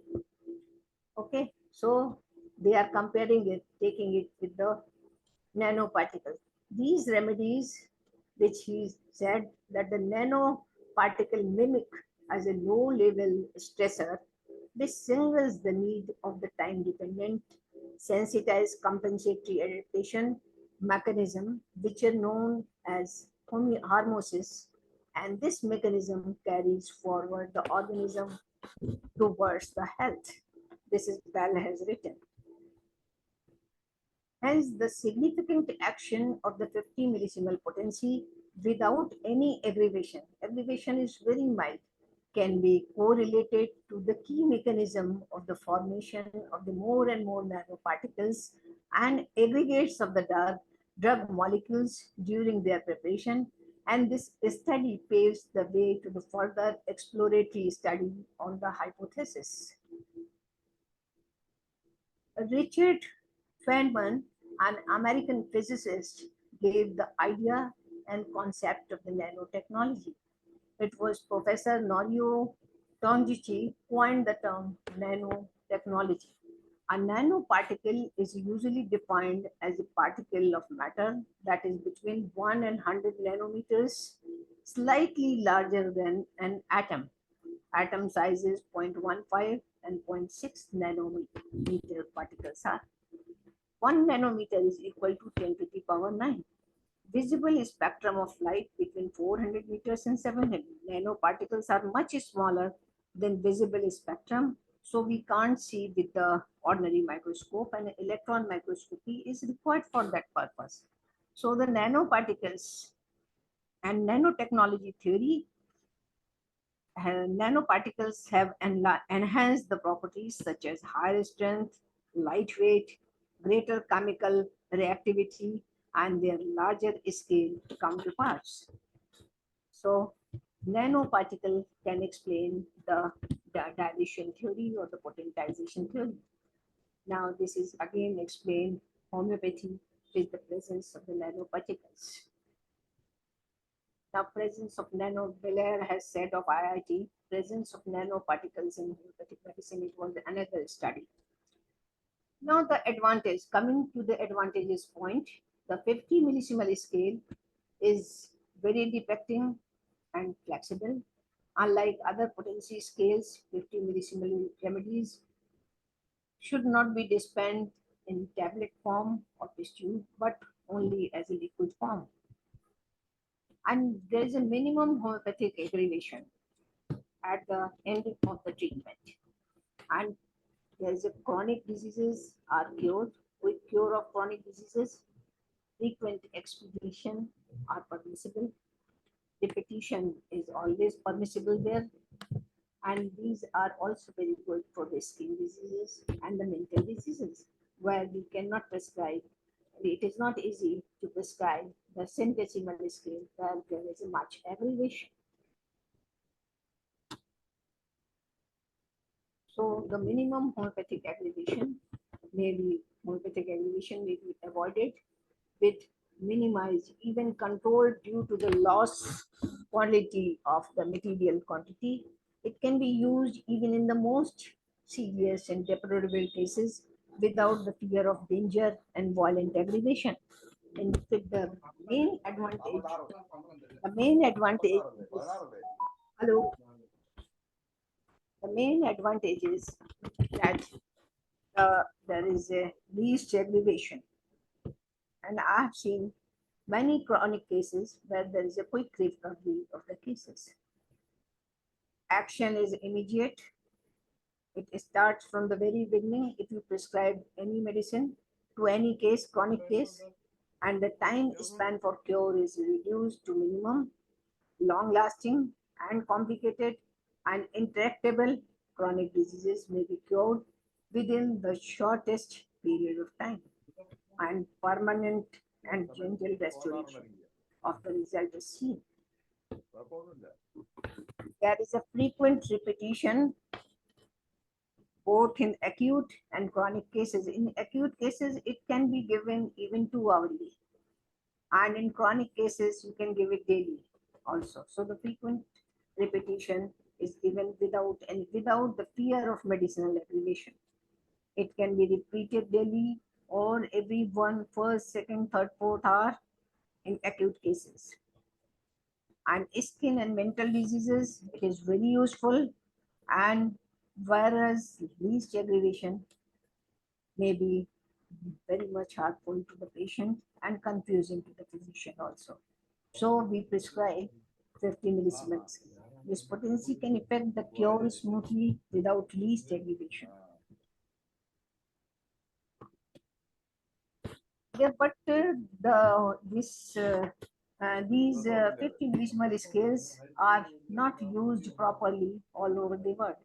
90% of the doctors are not using it in spite of its various advantages, which I have told just now to you, that there is a minimum aggregation. We can give it in very frequent doses in chronic cases, in skin diseases, in mental diseases, and even in those diseases where pathological changes are seen, where we can give.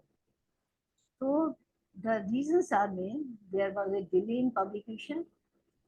Dr. Henneman couldn't publish it in his lifetime. And Dr. J.T. Kent, who was an authority of homeopathic practice, he also died in 1916, so he could not see the 50 millisimal scale. And strong criticism by the pharmaceutical companies, even on the centesimal scale, even on the homeopathy, because there is a politics, you can say. Pharmaceutical concerns are always interested that their medicine should be taken, so they always criticize them, and there's a strong lobby of the pharmaceutical companies of the allopathic medicines. So they always keep problems in many countries, in Australia, Germany, and in the USA. Reduced, and the reduced is because it was published after the death, and none of the pharmacopoeia, including boric and tefel, never prepared medicine according to this new scale. That was the main problem. Lack of adequate knowledge about the principles of idempotency and poor patient compliance also was there. So there are so many reasons because of, but in India, Dr. R.P. Patel was the leading doctor who used this. There was Dr. H.M. Chaudhary who was using in Calcutta, and also HAPCO company has started preparing millisimal potencies. And even in SBL, if you order 50 millisimal potencies, they will give you. Polycrests are available there. So the main problem is that how to prescribe, because patient is always confused with the flushing system, that how take one spoonful of water and then add the another one and then throw away. So he's always confused. So it becomes very difficult to convince the patient that so we are not using the flushing methods, but we are using the 50 millisimal scale in mental cases, in skin, and in also in this acute cases also. And in few of I have told you just now that I have taken up this EMR project, homeopathic management of the benign neoplastic of lesion of breast, in which also I have used the 50 millisimal potencies. So in many cases, it is very useful where pathological changes have taken place. And in skin, it is a really boon for the homeopaths, and the aggregation can be avoided. The main strong point which I have seen, that the aggregation is very, very less, and it is at the end of the treatment. It starts receding. So there are many cases. If I will get the time in future, I will try to show the cases cured by 50 millisimal cases. It was the only theoretical part which I have is trying to tell you. And I think potency is a problem which will remain till the medical scientists.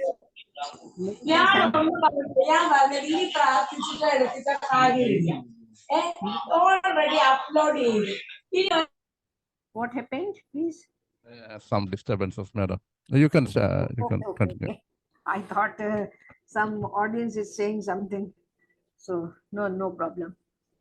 So potency is a great problem in our homeopathic system, but which is the power of the homeopathic system. We are curing so many of cases, and for the last more than 200 years, everyone knows that the homeopathic medicines work very well. If given on the last session, we were learning from my colleague fellow who was a speaker.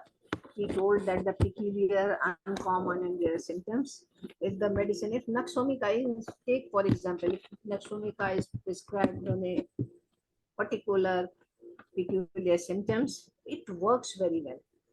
Any medicine, if prescribed on the basis of peculiar, uncommon, rare symptoms, and the cure is taking place from above downwards, from within out, in the reverse order of their parents, and the medicines are very effective.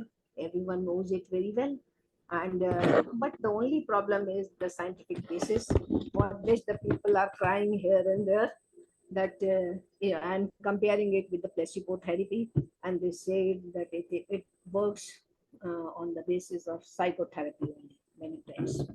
But this is not the fact. It is the need of the hour is that the medical scientists should discover the theory on which these dilutions are being prepared, and they are becoming more and more potent, and they work very well, and we help the ailing humanity through homeopathic medicines, through 50 millisimal scales, which we have discussed it just now.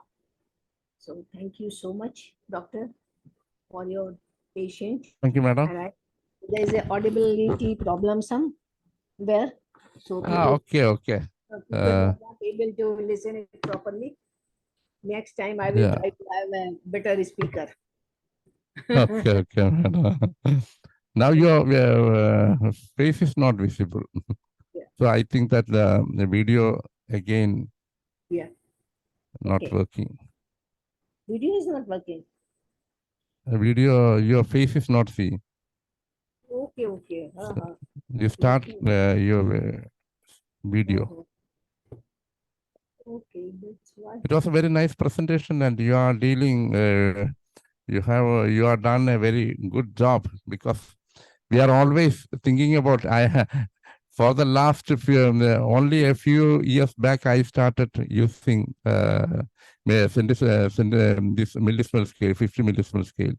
Because after coming to this platform only, I heard more about 50 millisimal scale, and now I am started using it. Doctor, Yes, thank you. now I want to ask you one question. Yes. Whether Hahnemann drug proving 50 millisimal scale, done drug proving in 15 millisimal scale, or only from the clinical experiences he written his literature? As far as I know, and I have read the research conducted by the Germany in Robert Bosch Institute, they have not done. He has not done the proving on 50 millisimal scale, but he, through experiences and through 1836 cases, and comparing it with the centesimal scale, he has given his opinion, and which is also from so many years people are saying that it works. But the only problem is of availability of the 50 millisimal scale potency medicines. So people are not, even I get it from difficulty. You order to the pharmacy, they will take 1 or 2 months, then they will deliver it to you. And there are also few medicines only they prepare, not all. In centesimal scale, we have a large number of medicines, but in 50 millisimal scale, there are only few medicines. Thank you, madam. Now, Dr. T.N. Sridhar Kurupasa. Sir, you can unmute, sir. No, you are co-host. You can unmute yourself. Okay. Ask, sir. Madam, that it was a PURNIMA SHUKLA, madam. It was a very good explanation regarding to the 15 minutes. I also learned from this thing from 1975 from Dr. R.P. Patel. And I got a chance to practice along with for a few months along with him. And then there I learned, and I started in 1975 onwards. But I turned to my private practice completely in 1982 onwards, completely replaced with that the 50 millisimal potency. You can understand whenever I may say that it takes some classes in this forum. I was telling about the potency. You have a very vast experience. Yes, that since last more than last 11 years, only I am using that this. Very rarely, when what you said, it is very good, very correct. It is not available in every pharmacy. That is the big problem. Because when you want to compare with the other system, in each and every, just like the petty shops, that everywhere there is allopathic shops are there. The homeopathic shops, there is not that much that, you may not get that much advantage. Financial, monetary benefit are not there. That is, to find out a homeopathic pharmacy is very difficult. From there also, the 50 millisimal potency, they are telling it is not available. If some people may ask that some doubt, some of the few eminent, some doctors, they may ask, some new generation, I will always to guide them to use this. You will get that 1 year, you get that 1 month, you will get 1 week into 1 day, 1 day into 1 hour, 1 hour into 10 minutes, you will get result. That is my experience. So that I will tell, but they are telling the potency are not available. But it is, I don't know whether they are preparing. Even St. George is also distributing the 50 millisimal potency. That is where they are procuring, I don't know. But there are so many. But I was getting it from Dr. R.P. Patel. Now he is no more. That some of the other in Kurchi, just near to the Kottayam Homeopathy College, there is a pharmacy there. We are getting to the medicines from there. That most of the medicines are available. When it is not available, then I may use only the centesimal potency. There is no other way. Formerly, it was not available, that even to the no source. Now even no source also available. That is, thank you very much, madam. Come along with that, this next time, come along with that, come along with that case records also, some of the case presentations also. It is very nice. Thank you very much. Wish you all the best. Thank you, Dr. Sridhar sir. Now, please, madam, please close the screen share option. Okay. Slides were okay. Screen share. Stop screen share. Yeah, it is visible, but it doesn't, it is not, then only we can see the whole people in the platform. So please close it. Yes, Stop sharing. Yes, yes.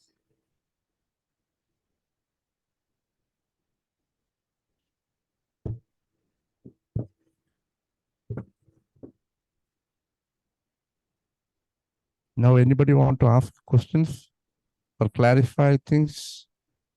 Please ask. Any question, please? Please raise your hands and we will allow you to.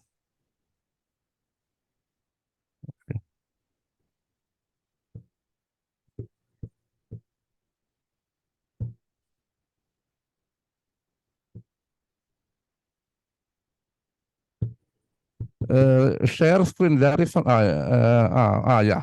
No, okay. Thank you. Now, please open your video also. I don't know why it's not visible. It is open already. It is not open. Yes, yes, it is open. Now, I think that now. There is some problem of the setting. Maybe. Video is open. Yes. No, it is not open.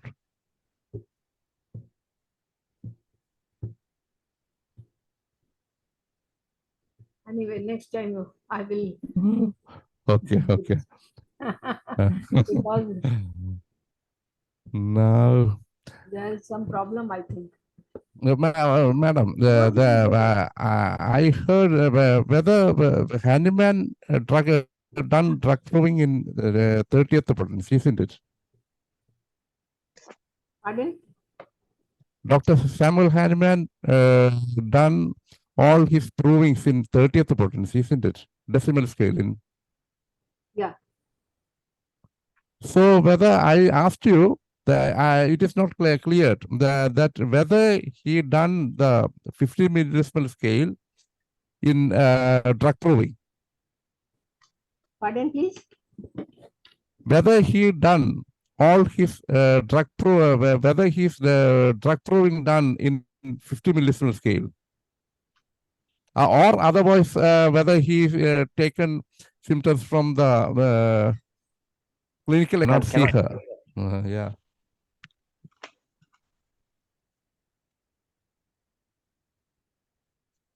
Anyway, doctor, please ask your question.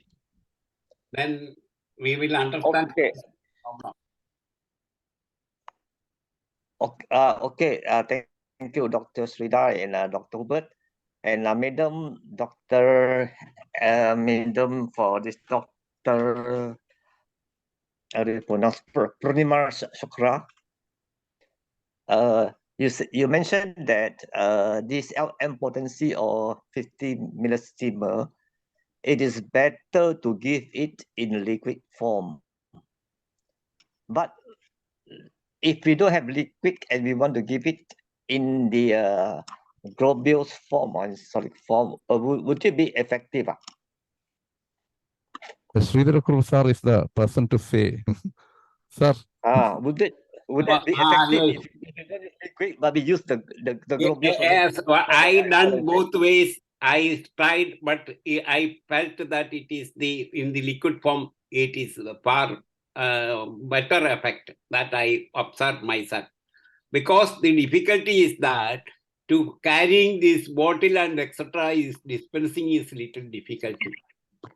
In such cases, what Dr. Patel taught me, give in powder form and dissolve in water, and then take it, give it to the patients. That is the method. When long distance, that sometimes we may not able to, long distance people cannot carry always the water. So you take dispense with the powder, and that can be dissolved in water, and then you can take, its effect will be there. Okay, it is not the quantity. Don't think about the quantity. We are thinking of, we must think about the quality only. Okay. Don't think about our medicine are absorbing into, and not like that our other system. It is not absorbing into the system. It is stimulating into the our vital force. Okay. Yeah, I see that. The reason why it is put in the liquid form or in water, because absorption will be very easy. Absorption is that you have to succuss it and potentially increase the potency. That is the obvious reason, right? Then I can talk. You first finish, then I shall talk. Okay. Finish your question. My question is, the reason why you put it in water is because we need to succuss it and potentize it, so that again potentize it. Yeah, he means again potentize. Whether you have to again potentize it with succussion in water before the patient drink it. I think definitely I think that will help the succussion part. Yes, that it is, people are different way it is using. What I felt is, what I am doing, I may give myself, make succussion and give, because when there is a psychological feeling, because when to the patient you are already giving such a liquid form in different ways, that what happens, the psychological feeling will there, you are taking from the 2 spoonful and throwing the out. They are thinking with this nowadays also, even that nanotechnology and everything is advanced, but still the people are materialistic. So when you may ask them to throw out, oh, these 2 spoonful of medicine, what it can be happen, and such type of the feelings can come. So what I feel, I may ask that in acute cases, I shall ask that the nearest doctor that I will ask that to do it in a different potency if it is not possible.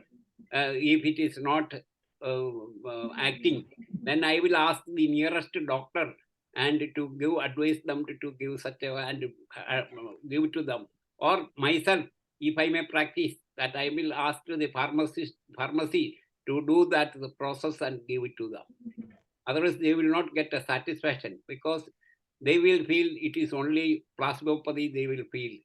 Only psychology, they are telling. That is my experience, what I like to share here. So that I will do it, that myself do, or I will ask the pharmacy people to do that. So that which means that you do it in front of the patient, let the patient see you success, yes. right? What I may say, instead of succussion, I may do that this stirring. Stirring means that in a glass 3/4 of water and take mainly distilled water. Nowadays, you cannot believe the water. Why? Because of that not distilled water means not in the shops, that it into the where the battery also that they are using distilled water, not that distilled water. Only pure distilled water you purchase because the water, of course, it is telling it is dynamic method. So even any water you can use and it will be effective. What is the other doctors are telling? But I will always to tell maximum effect you will get if you may use. It is my experience. I am telling what others I don't know. My experience I am telling that if you use distilled water, you will get maximum effect. And what I am doing, that only one pharmacy last so many years I am using only one pharmacy that they are giving. If they are not having, they will tell we are not having that potency. What can we do? In such cases, I may go for centesimal potency. Otherwise, I may use this LM potency only. That is my answer.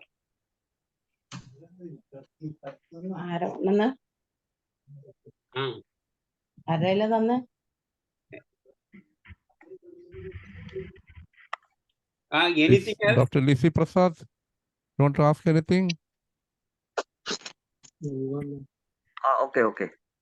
Oh, she's muted. Now 6 more minutes are there. If you are having, what I know, my experience I can tell, not I can't say the others' experience. Each people are doing. Dr. Ismail said that whenever he gives somebody cerebral potencies, 50 millisievert scale, that time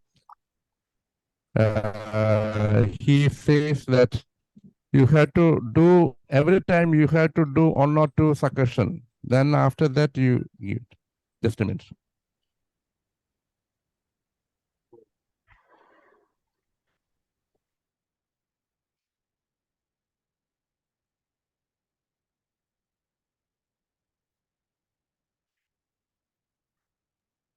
See, that is why I am telling. Different people are using different methods. The stirring method people are not using. 10 times the anti-clockwise stirring method I am using instead of that the succussion. That is more effective what I felt, that because the succussion and etc. if you are telling it may be not uniform. If this uniformity I am using this method. Stirring method. Putting that the pills, 4 or 5 pills in 1/4 of the distilled water and with a sterile spoon rotate in uniform speed in the left side anti-clockwise, and then I will ask to take. But it is effective. But again, if they want, I will ask that put more distilled water and to stir it and take. That method I am using. Stirring also, it is getting good result, what I felt. That is my experience I am telling. I don't know what others are doing. But some people are doing to the succussion method also. That I came to know. But I don't know. There are so many people here about to, so many doctors are sitting here. They can share their experience. Thank you. What I know, that I am ready to share. And Okay. Doctor, Thank you, sir. this was asking about whether you have any experience using nosode and sarcode in the RM potency. Yes.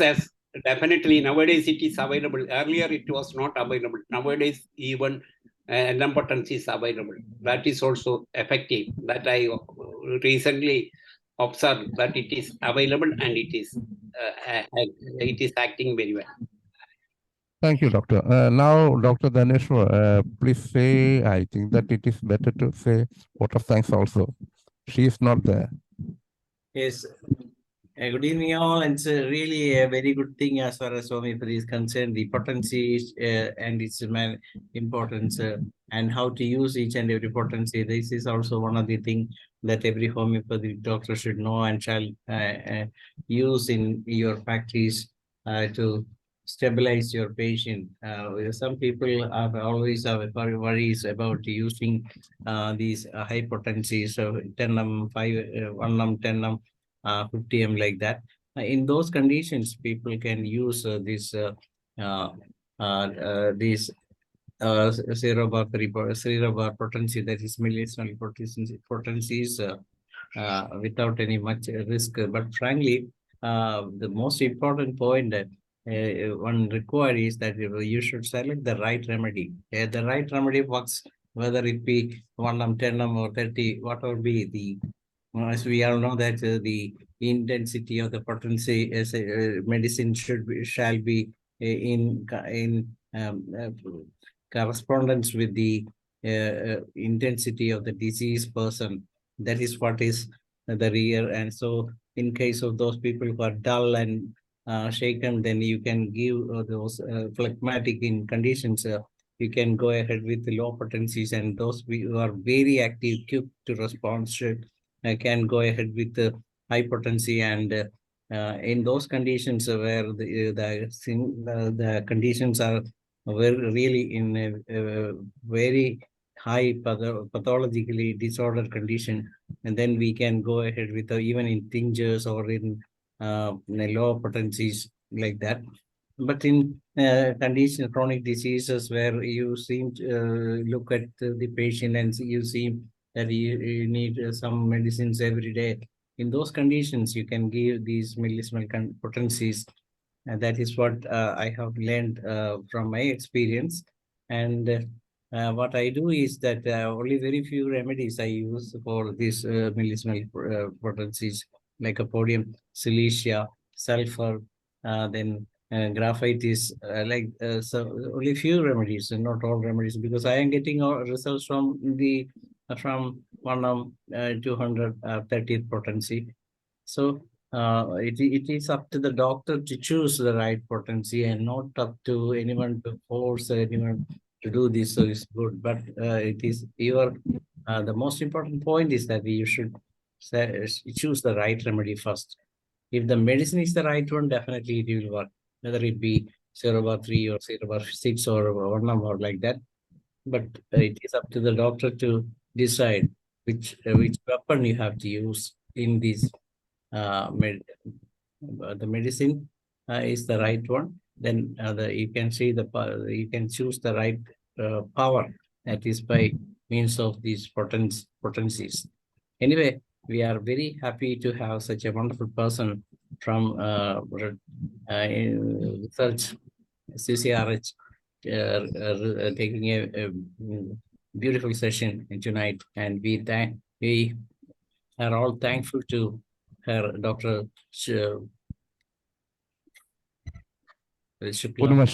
Purnima. Yes, Purnima Shukla, for her wonderful presentation here. I am thanking on behalf of International Forum for Promoting Homeopathy, as well as on my behalf to all those who participated in the session, as well as Dr. Purnima Shukla. Thank you all. Thank you, Doctor. Thank you, Doctor. Thank you, Doctor. Now, it was a wonderful session and we enjoyed it. Really, we enjoyed it.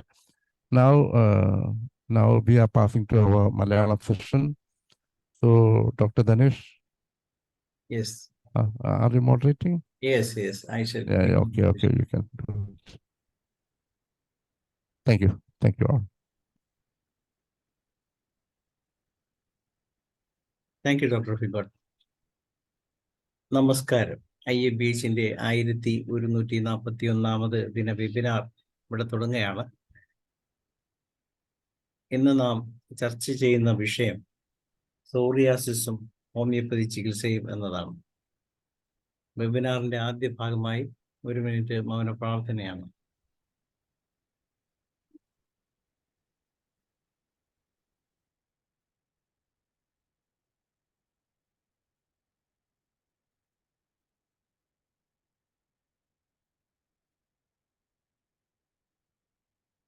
നന്ദി. നാം ഈ webinar session തുടങ്ങിയതിന് ശേഷം ഓരോ ദിവസവും വ്യത്യസ്തങ്ങളായ വിഷയങ്ങളിൽ തുടർ ക്ലാസ്സുകളാണ് നാം ഇവിടെ അറേഞ്ച് ചെയ്തിരിക്കുന്നത്.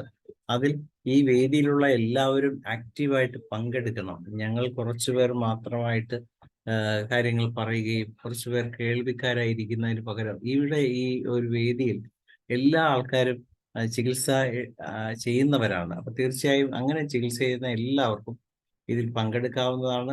നിങ്ങൾക്ക് നിങ്ങളുടേതായ അഭിപ്രായങ്ങൾ പറയാവുന്നതാണ്.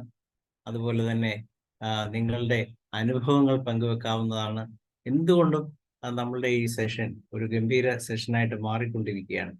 പല ആൾക്കാരും ഓരോ ദിവസങ്ങളിലും നമ്മളെ വിളിച്ച് എന്തൊക്കെ പുതിയ കാര്യങ്ങളാണ് ചെയ്യേണ്ടത്, അല്ലെങ്കിൽ എന്ത് വിഷയമാണ് ഇന്ന് ചർച്ച ചെയ്യണം എന്നുള്ള ഡിമാൻഡുകൾ തരുന്നുണ്ട്. അതുപോലെ നിങ്ങൾക്ക് ഓരോരുത്തർക്കും നിങ്ങൾക്ക് തോന്നുന്ന ഏതെങ്കിലും ഒരു വിഷയത്തിൽ പ്രത്യേകിച്ചൊരു സെഷൻ ആവശ്യമാണെന്ന് തോന്നിയാൽ അതറിയിക്കുകയാണെങ്കിൽ നമുക്ക് അതിനെക്കുറിച്ചും അങ്ങനെയുള്ള വിഷയം എടുക്കാവുന്നതാണ്. അതുകൊണ്ട് എല്ലാവർക്കും ഓരോരോ അവസരം വന്നിരിക്കുകയാണ്. നിങ്ങൾക്ക് തന്നെ ആ വിഷയം ചൂസ് ചെയ്യുകയും അതിൻ്റെ ഭാഗമായിട്ട് പറയുകയാണെങ്കിൽ നമുക്ക് സമയം കിട്ടുന്ന മുറയ്ക്ക് ആ വിഷയത്തിൽ മുന്നോട്ട് പോവുകയും ചെയ്യും.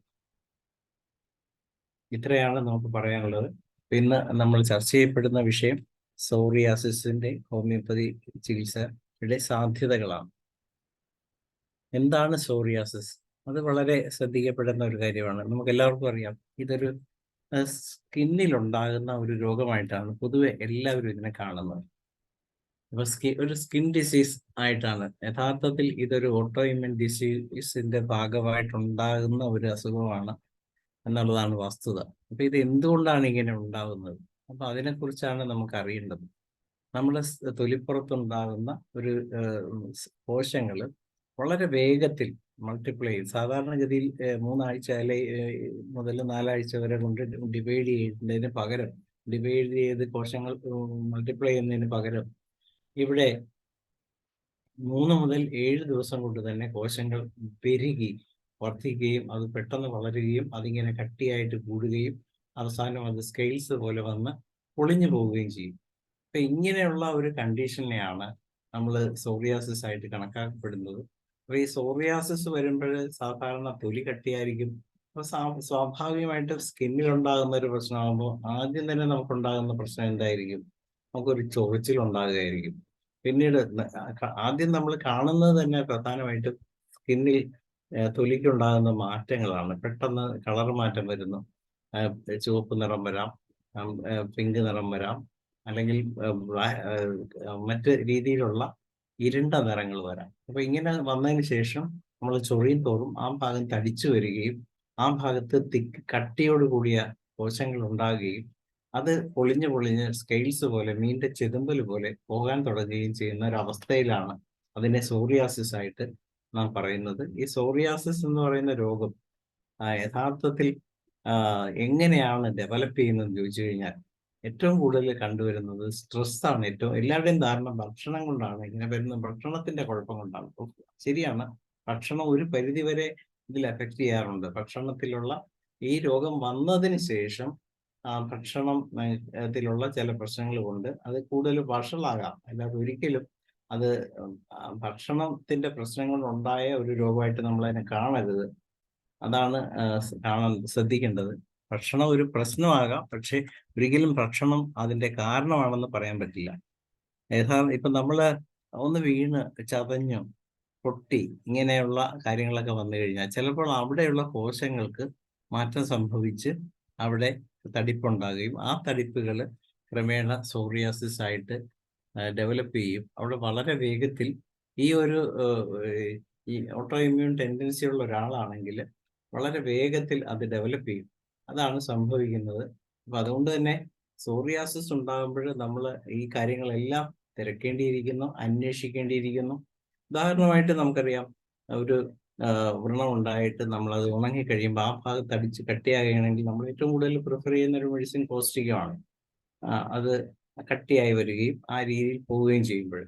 പക്ഷേ നമുക്കിവിടെ ഏതെങ്കിലും ഒരു മെഡിസിനിലോട്ട് പോകുന്നതിന് പകരം എങ്ങനെയാണ് അത് ഡെവലപ്പ് ചെയ്യുന്നതെന്നാണ് നമുക്കറിയേണ്ടത്. ഇന്ന് എനിക്കൊരു കേസ് വന്നു, സോറിയാസിസ് ആണ്. ഏകദേശം 35 വയസ്സുള്ള ഒരു ലേഡിയാണ്. കല്യാണം കഴിച്ച് 2 കുട്ടികളുണ്ട്. ആള് കണ്ടാൽ എപ്പോഴും ഒരു ചിരിക്കുന്ന മുഖമുണ്ട്, പക്ഷെ ഉള്ളിൽ അവർ കരഞ്ഞുകൊണ്ടിരിക്കുകയാണ്. വളരെ കാഴ്ചയിലൊക്കെ അത്യാവശ്യം സൗന്ദര്യമുള്ള ഒരു ലേഡി തന്നെയാണ്. അവർക്ക് തുടങ്ങിയത് കാലിൻ്റെ പാദത്തിലാണ്. അപ്പം പ്രധാനമായിട്ടും ഫ്രിക്ഷനാണ് അതിൻ്റെ ഒരു കാരണമായിട്ട് നമുക്ക് വിചാരിക്കാവുന്നത്. അപ്പം അതിൻ്റെ ഭാഗമായിട്ട് ചെറിയ ചൊറിച്ചിലുണ്ടായി, ചെറിയ തടിപ്പുണ്ടായി. കാലിൻ്റെ പാദത്തിൽ നിന്ന് പിന്നെ അത് മേലോട്ട് വന്ന് ചെതുമ്പൽ പോലെ പൊളിയാൻ തുടങ്ങി. അങ്ങനെ ഇരിക്കുമ്പം ചെറിയ രീതിക്ക് കളർ ചേഞ്ച് ഒക്കെ ആയപ്പോൾ അവർ ആദ്യം അത് അത്ര കാര്യമാക്കിയില്ല. അങ്ങനെ ഇരിക്കുമ്പോൾ ഒരു ദിവസം ബീഫ് കൂട്ടി. അപ്പൊ ബീഫ് കഴിച്ചതിന് ശേഷം പെട്ടെന്ന് ശരീരം മൊത്തം തടിക്കുകയും അലർജി പോലെ വരികയും ചെയ്തു. ബീഫിന്റെ അലർജി ആയിരിക്കും എന്ന് പറഞ്ഞ് കുറച്ച് മരുന്ന് കഴിച്ചു. അത് കഴിഞ്ഞപ്പോഴത്തേക്ക് അത് പിന്നീട് ഇതങ്ങ് മറ്റ് ഭാഗങ്ങളിലൂടെ വരാൻ തുടങ്ങി. ഉടനെ അവര് സാധാരണ ഒരു PHC-യിലാണ് അവർ പോയത്. അവർ ഉടനെ ഡെർമറ്റോളജിസ്റ്റ് അടുത്ത് പറഞ്ഞു വിടുകയും അവിടെ ചെന്ന് ടെസ്റ്റുകളെല്ലാം ചെയ്തിട്ട് അവരത് സ്ഥിരീകരിച്ചു. ഇത് ബീഫിന്റെ അലർജി അല്ല, ഇത് ശരിക്കും സോറിയാസിസ് തന്നെയാണ്. അപ്പൊ ഇങ്ങനെ പറഞ്ഞ് അവർ കുറെ മെഡിസിൻസ് ഒക്കെ കൊടുത്ത് അപ്ലൈ ഒക്കെ ചെയ്തു. പക്ഷെ തൽക്കാലം അത് കുറഞ്ഞെങ്കിലും പിന്നീട് അത് വീണ്ടും അതുപോലെ തന്നെ വളരാൻ തുടങ്ങി. അങ്ങനെ വന്നപ്പോഴാണ് ആകെപ്പാടെ അവർക്ക് ടെൻഷനായി. ഇങ്ങനെ ഇരിക്കുമ്പോഴാണ് നമ്മുടെ അടുത്ത് വരുന്നത്. അപ്പോൾ വന്നതിന് ശേഷം നമ്മൾ ഇതിനെ ട്രീറ്റ് ചെയ്യുമ്പോൾ, ഈ കേസ് എടുക്കുമ്പോൾ ഞാൻ ചോദിച്ചു വീട്ടിൽ ആരൊക്കെയുണ്ട്. അത് ഹസ്ബൻഡുണ്ട്,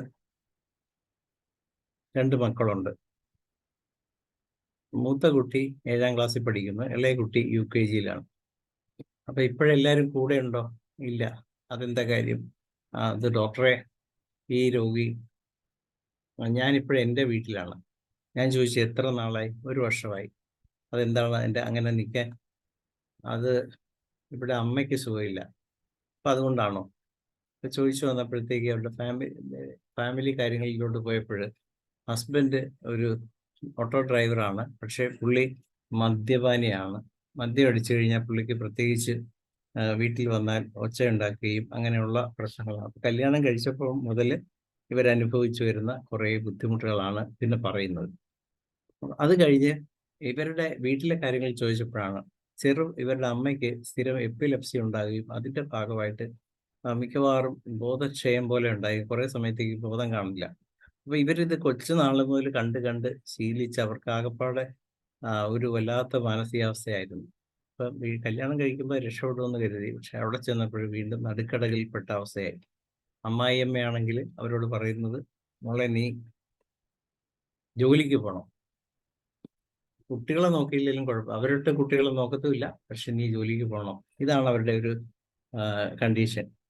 അപ്പൊ എന്തുകൊണ്ടും വീർപ്പ് മുട്ടുന്ന ഒരവസ്ഥ. അപ്പൊ യഥാർത്ഥത്തിൽ അമ്മയെ നോക്കാനുള്ള പേരും പറഞ്ഞാണ് അവർ പോകുന്നതെങ്കിലും യഥാർത്ഥത്തിൽ ഇപ്പം അമ്മയെ നോക്കുന്നതിലും പ്രധാനമായിട്ട് ഹസ്ബൻഡിന്റെ വീട്ടിൽ പോകാതിരിക്കുക എന്നുള്ള ഒരു കാരണമാണ് അതിന്റെ മെയിൻ ആയിട്ടുള്ളത്.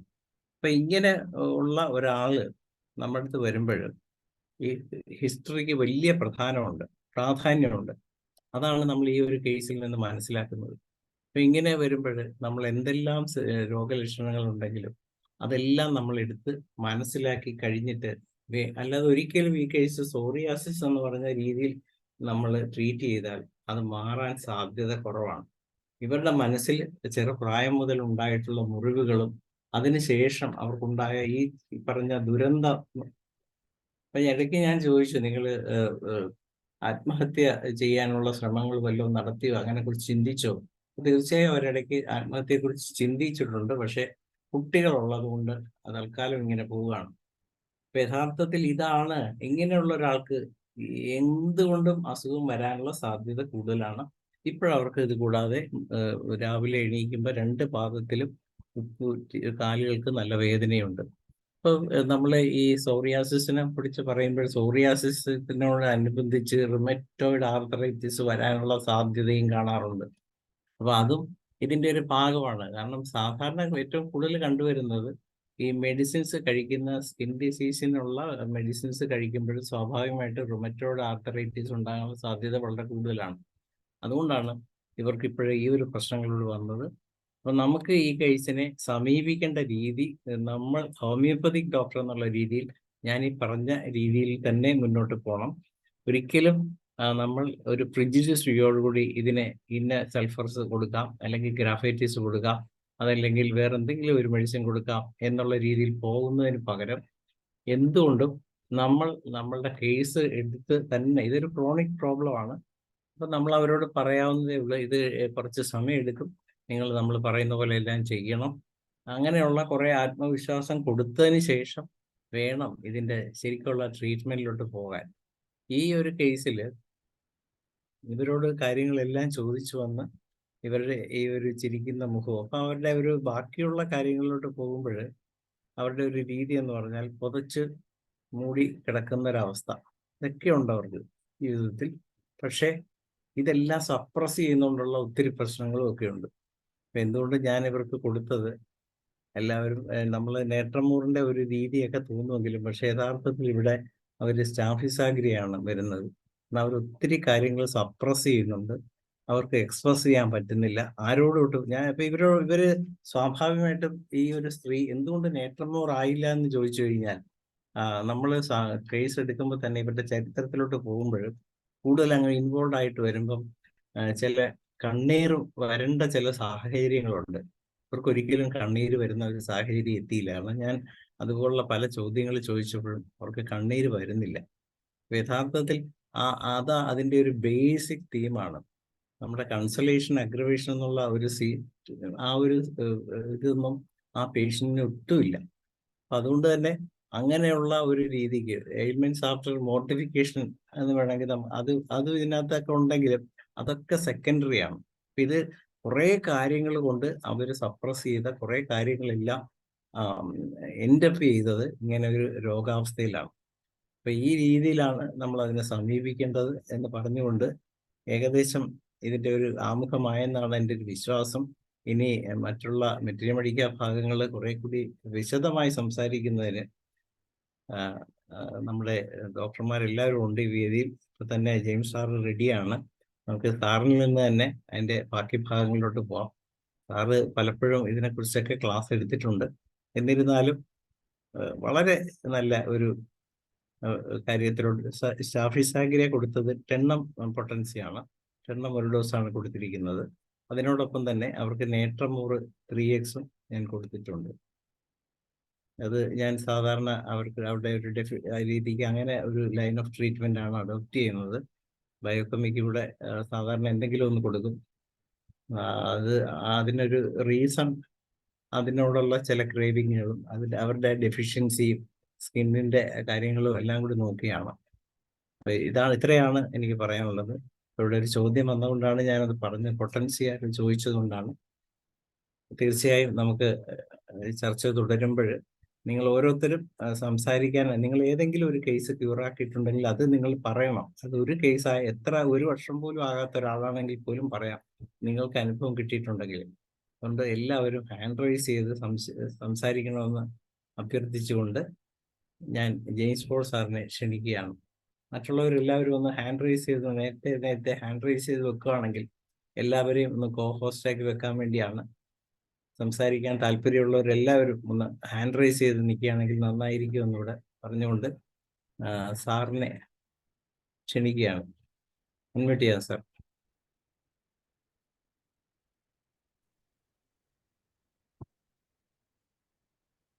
അൺമ്യൂട്ട് ആയിപ്പോയി സാർ, ഒന്നുകൂടെ ഒന്ന്.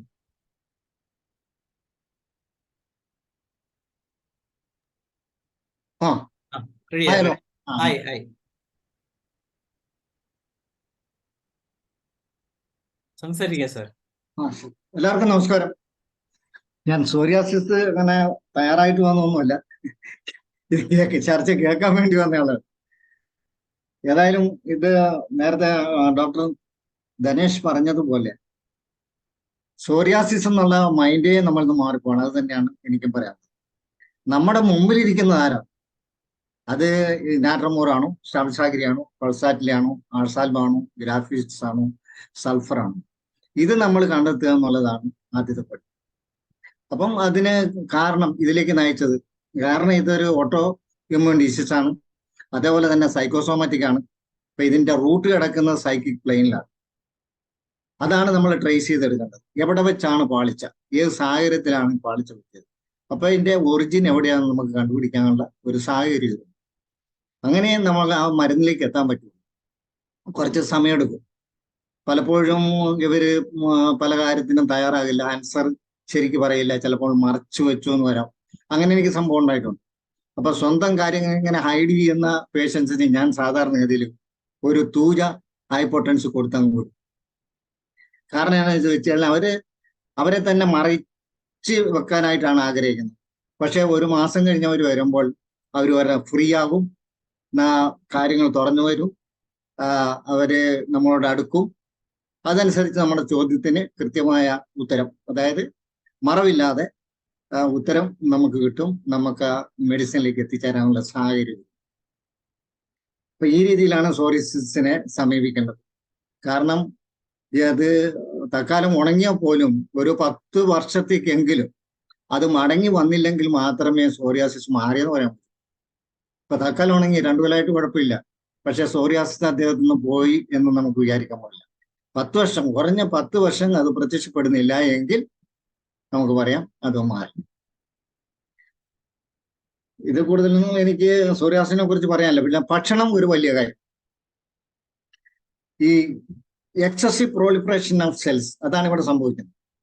കാരണം നന്നായിട്ട് തേച്ചു കുളിച്ച് 24 മണിക്കൂറിനുള്ളിൽ അതേപോലെ തന്നെ ഒറ്റ പ്രത്യക്ഷപ്പെടും സോറിയാസിന്. അത് തലയിലാണെങ്കിലും ശരി, ഉള്ളം കൈയിലാണെങ്കിലും ശരി, മുട്ടിലാണെങ്കിലും ശരി, കാൽമുട്ടിനാണെങ്കിലും ശരി, കൈമുട്ടിനാണെങ്കിലും ശരി, പ്ലാന്റാർ റീജിയനിലാണെങ്കിലും ശരി, 24 മണിക്കൂറിനുള്ളിൽ അതേപോലെ പ്രത്യക്ഷപ്പെടും. അപ്പൊ അത്ര എക്സസീവ് ആയിട്ടുള്ള പ്രോളിഫറേഷൻ ആണ് നടക്കുന്നത്. അപ്പം പലപ്പോഴും ആനിമൽ പ്രോട്ടീൻ ആണ് ഇതിന് കൂടുതൽ സഹായകരമാകുന്നത്. പിന്നെ അതിന് ഒരു സ്കെയിലി അപ്പിയറൻസ് വരുന്നതും അങ്ങനെ ട്രാൻസ്പെറന്റ് ആകാനായിട്ടുള്ള കാരണം ഇതിലെ ന്യൂക്ലിയസ് ഇല്ല ഈ സെൽസുകൾ. കാരണം എക്സസീവ് ആയിട്ടുള്ള പ്രോളിഫറേഷൻ നടക്കുമ്പോൾ ഈ സാധനം വിട്ടുപോവുകയാണ്. ന്യൂക്ലിയസ് ഇല്ല. ന്യൂക്ലിയസ് ഇല്ലാത്ത സെല്ലുകളാണ് സൂപ്പർഫിഷ്യൽ ആയിട്ട് വരുന്നത്. അതുകൊണ്ടാണ് ചെതമ്പൽ പോലെ അല്ലെങ്കിൽ ട്രാൻസ്പെറന്റ് ആയിട്ട് ഇരിക്കുന്നത്. ഇതാണ് സംഭവിക്കുന്നത്. അത് ഈ ഡിസീസിന്റെ ഒരു ഭാഗമാണ്. അത് നമ്മുടെ മനസ്സിലിരിക്കണം. അപ്പം കൂടുതലായിട്ട് പ്രത്യേകിച്ച് ആനിമൽ പ്രോട്ടീൻ കൂടുതൽ ചെല്ലാതിരിക്കുന്നതാണ് നല്ലത്. പക്ഷെ അമിനോ ആസിഡ്സ് നമുക്ക് വേണം, അതിന്റെ സോഴ്സ് പ്രോട്ടീൻ തന്നെയാണ്. പക്ഷെ അത് പ്ലാന്റ് കിങ്ഡത്തിൽ നിന്നും കിട്ടുന്ന പ്രോട്ടീൻ, അതായത് ഫസ്റ്റ് ക്ലാസ് അതല്ലെങ്കിൽ എസെൻഷ്യൽ അമിനോ ആസിഡ്സ് നമുക്ക് പലപ്പോഴും കിട്ടുന്നതും പ്ലാന്റ് കിങ്ഡത്തിൽ നിന്ന്. അപ്പം പ്ലാന്റ്സ് മതിയാകും ഒരാളുടെ ലൈഫ് ഇങ്ങനെ പോകാനായിട്ട്. അതായത് ഫ്രൂട്ട്സ് വെജിറ്റബിൾസും മാത്രം കഴിച്ച് എത്രയോ പേര് ഭംഗിയായിട്ട് ജീവിക്കുന്നു. പ്രത്യേകിച്ച് ഈ നാച്ചുറൽ ചികിത്സാ രീതി സ്വീകരിക്കുന്നവർ എത്രയോ പേര് ആരോഗ്യത്തെ കൂട്ടിയിട്ട്. അപ്പം ആ ഒരു രീതിയിലേക്ക് ഇവർക്ക് മാറ്റിയെടുക്കാനായിട്ടുള്ളതാണ് പ്രാഥമികമായിട്ടുള്ള നടപടി ഞാൻ ചെയ്യുന്നത്. അങ്ങനെയാണ്. പിന്നെ മറ്റൊന്നുള്ളത്, ഞാൻ ക്രിസ്ത്യൻസ് ആണെങ്കിൽ അവരെ ഒരു ധ്യാനത്തിന് വിടാറുണ്ട്. മറ്റ് ആൾക്കാരാണെങ്കിൽ ഒരു യോഗ പ്രാക്ടീസ് ചെയ്യാൻ പറ്റും. അതിന്റെ കാരണം എന്താണെന്ന് ചോദിച്ചു കഴിഞ്ഞാൽ, ഇവർ മാനസികമായിട്ട് തയ്യാറെടുക്കാനും ഇവരുടെ വിൽ പവർ കൂടാനും ഈ യോഗ വളരെ നല്ലതാണ്. ഈ ഭഗവത്ഗീതയിൽ ഭഗവാൻ കൃഷ്ണൻ അർജുനോട് പറയുന്നത്, നീ ഒരു ലോകോത്തര വില്ലാളി ആയി കാണുന്നതിനേക്കാൾ ഞാൻ ആഗ്രഹിക്കുന്നത് നീ ഒരു യോഗിയെ കാണാൻ. കാരണം അത്ര ശ്രേഷ്ഠമാണ് യോഗാഭ്യാസവും, ഒരു ശ്രേഷ്ഠനാണ് യോഗിയും. ഈ ഒരു കാര്യവും നമ്മുടെ മനസ്സിൽ, എന്റെ രീതിയാണ് പറയുന്നത്, എല്ലാവരും എന്നോട് യോജിക്കണമെന്നില്ല, ഞാൻ അനുവർത്തിക്കുന്ന ഒരു രീതി പറഞ്ഞെന്ന് മാത്രമേ ഉള്ളൂ. അപ്പൊ ഈ രീതിയിൽ മാനസികമായിട്ട് ഇവരെ തയ്യാറാക്കി എടുക്കാനും ആവശ്യമായിട്ട് കൗൺസിലിംഗ് കൊടുക്കാനൊക്കെ ഡോക്ടർ തയ്യാറാകും. കാരണം ഇത് സുദീർഘമായ ചികിത്സ വേണ്ട ഒരു രോഗമാണ്. നേരത്തെ ഞാൻ ഇതിന്റെ ടെസ്റ്റ് മോണി കാണിച്ചിട്ടുള്ളതാണെന്ന് തോന്നുന്നു. അതല്ലെങ്കിൽ അവസാനം ഞാൻ ഒരു സോറിയാസിസ് മാറിയ ഒരു ടെസ്റ്റ് മോണി കാണിക്കാം. തൽക്കാലം ഞാൻ ഇത്രയും പറഞ്ഞുകൊണ്ട് അവസാനിപ്പിക്കുന്നു. Thank you. സാറിന്റെ ഒരു അഭിപ്രായവും വളരെ നല്ല രീതിയിൽ തന്നെയാണ്.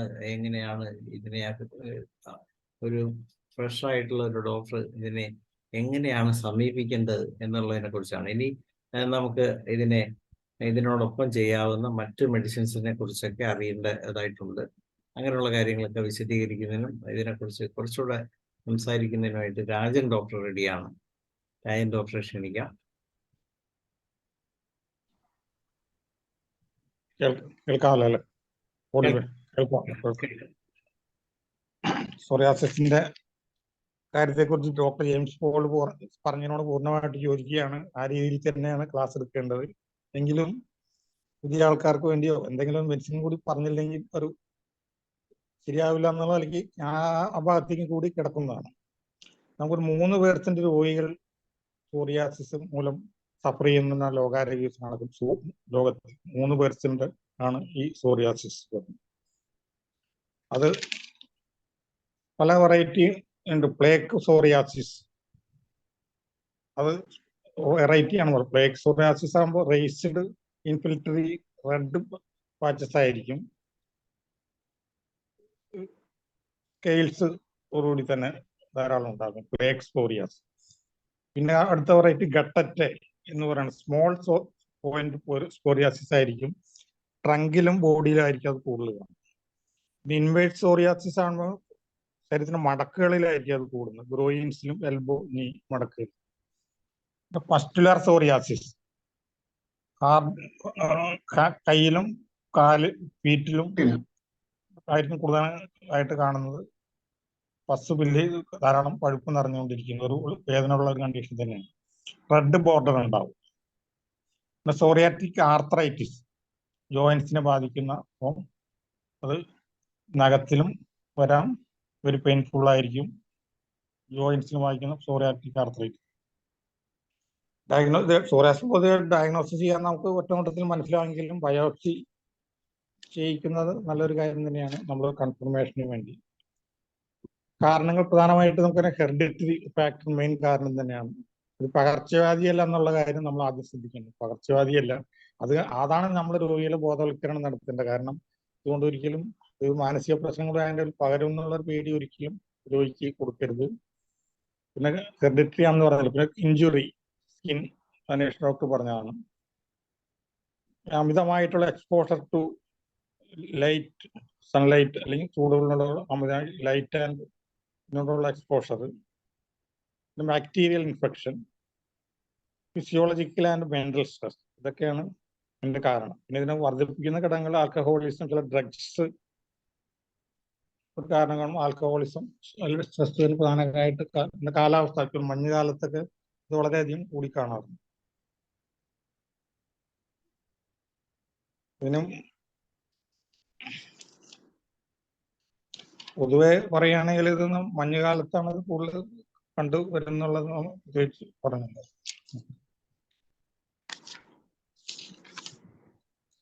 ഞാൻ ട്രീറ്റ് ചെയ്തിട്ടുള്ള കേസിൽ ഈ ആഴ്സിൻകാൽബ് 200 കൊടുത്തും പിന്നെ ഹെപ്പാർസൽബ് എണ്ണം കൊടുത്തിട്ട് അങ്ങനെ ഒരു കേസ് റിസൾട്ട് കിട്ടിയിട്ടുണ്ട്. പിന്നെ റിലാപ്സ് ചെയ്യുന്ന അത് പ്രത്യേകിച്ച് ശ്രദ്ധിക്കണം. ഇത് റിലാപ്സ് ജെയിംസ് പോൾ പറഞ്ഞ റിലാപ്സ് ചെയ്യാനുള്ള സാധ്യത വളരെയധികം ഉണ്ട്. അതുകൊണ്ട് മാത്രമേ മാറുമെന്ന് പറയാൻ പറ്റുള്ളൂ 10 കൊല്ലം എന്നുള്ളത്. എങ്കിലും റിലാപ്സ് ടെൻഡൻസി മിക്ക കേസിൽ അത് ഉണ്ടാവാൻ സാധ്യത ഉള്ള സംഭവം തന്നെയാണ് സോറിയാസിസ്. പിന്നെ മെഡിസിൻ നമ്മൾ പ്രധാനമായിട്ട് വരുന്നത് ആഴ്സൈഡായിട്ട്, ബെറിബറി സക്കിഫോളിയം സ്കാൽപ്പിൽ കൂടുതലായിട്ട് കാണാറുണ്ട്. ഗ്രാഫൈറ്റിസ്, റേഡിയം ബ്രോമൈഡ് പൊതുവെ ജോയിന്റ്സിനെ ബാധിക്കുന്ന ഇതിന് വരാറുണ്ട്. സെപ്പി ഒരു മെഡിസിൻ തന്നെയാണ്. ഓരോരുത്തർ ഇൻഡിക്കേഷൻ അനുസരിച്ച് തൈറോയിഡിനും സൾഫർ ഇതൊക്കെ ജനറലായിട്ട് വരുന്ന മെഡിസിൻ തന്നെയാണ്. ആഴ്സൈഡ് ആകുമ്പോൾ ഡ്രൈ സ്കെയിലി ഇച്ചിങ് ഉള്ള മെഡിസിനാണ്. ലാർജ് സ്കെയിൽ ഉണ്ടായിരിക്കും. Living large exudating surface beneath. Emaciation ഒരു ട്യൂബർക്കുലർ ഉണ്ടായിരിക്കാം. പോർട്ടുവേഷൻ്റെ ആയിരിക്കും. എല്ലാർജ് സ്കോപ്ലെസ് ഗ്ലാൻഡ് ആണ്. ആഴ്സൈഡ് നല്ലൊരു മെഡിസിൻ തന്നെയാണ്. പിന്നെ കാലിയാഷ് എന്ന് പറയാനായിട്ട് ഒരു intolerable switch, aggravation, undressing, dry scaly ആയിരിക്കും, പസ്റ്റുലർ ആയിരിക്കും. കാലിയാഷ് അൺഡ്രസ്സിങ്ങിലായിരിക്കും അതിന്റെ കൂടുതൽ ഇച്ചിങ് വരുന്നത്. അത് കാലിയാഷ് ഒരു സ്കിൻ ക്യാൻസറിന്റെ മെഡിസിനും കൂടിയാണ്. ബെറിബറി സക്കിഫോളിയം ഒരു സൂപ്പർഫിഷ്യൽ ആക്ഷൻ മാത്രമേ ഉള്ളൂ. പാലിയേഷൻ എന്ന് മാത്രമേ പ്രത്യേകിച്ച് പറയാൻ പറ്റുള്ളൂ എന്ന് തോന്നുന്നു. ഈ കാലിബ്രോമും ഷോൾഡറിനും ചെസ്റ്റിലും ആൻഡ് ഫേസിൽ വരുന്ന ഇതിനാണ് കൂടുതലായിട്ട്. സൾഫർ നമുക്കറിയാം, ടിപ്പിക്കൽ സൾഫർ ഒക്കെ നമുക്ക് എല്ലാവർക്കും itching, burning, aggravation washing, aggravation evening bathing, ഇതൊക്കെ സൾഫറിന്റെ പ്രധാനമായിട്ട് ഒരു ഘടകം തന്നെയാണ്. പിന്നെ ഇതിനെക്കുറിച്ച് പറയുമ്പോൾ ദന്തപ്പാല കൂടി പറഞ്ഞു പോകാതെ ഒരു നമ്മൾ ഉപയോഗിക്കൽ കോമൺ ആയിട്ടൊരു എല്ലാവരും ചെയ്യുന്ന കാര്യമാണ് ദന്തപ്പാല ഓയിൽ പൊതുവെ ഒരു വ്യാപകമായിട്ട് ഉപയോഗിക്കുന്നുണ്ട് ദന്തപ്പാല. അതിന്റെ ടിഞ്ചർ നമുക്കുണ്ട്, വ്രൈദിയോറിയ, WRIGHTORIA, വ്രൈദോറിയ എന്ന് പറഞ്ഞ ടിഞ്ചർ നമുക്ക് അവൈലബിൾ ആണ്. അത് എക്സ്റ്റേണൽ ആൻഡ് ഇന്റേണലും അതിന്റെ action anti bacterial, anti inflammatory ആണ്, ആന്റി ഇച്ചിങ് ഉള്ള ആക്ഷൻ കൂടിയാണ്. അത് ഇന്റേണൽ കൊടുത്താൽ പാലിയേഷൻ എന്നുള്ള നിലയ്ക്ക് നമുക്ക് അതിന്റെ ടിഞ്ചർ ഉപയോഗിക്കാം. ദന്തപ്പാലിന്റെ ഓയിൽ എല്ലാവർക്കും നമുക്കറിയാവുന്ന കാര്യം തന്നെയാണത്. ഏതായാലും ഒരു റിലാപ്സ് മാനസികമായ ഒരു സപ്പോർട്ട് നമുക്ക് എങ്ങനെയാലും വേണ്ടി വരും.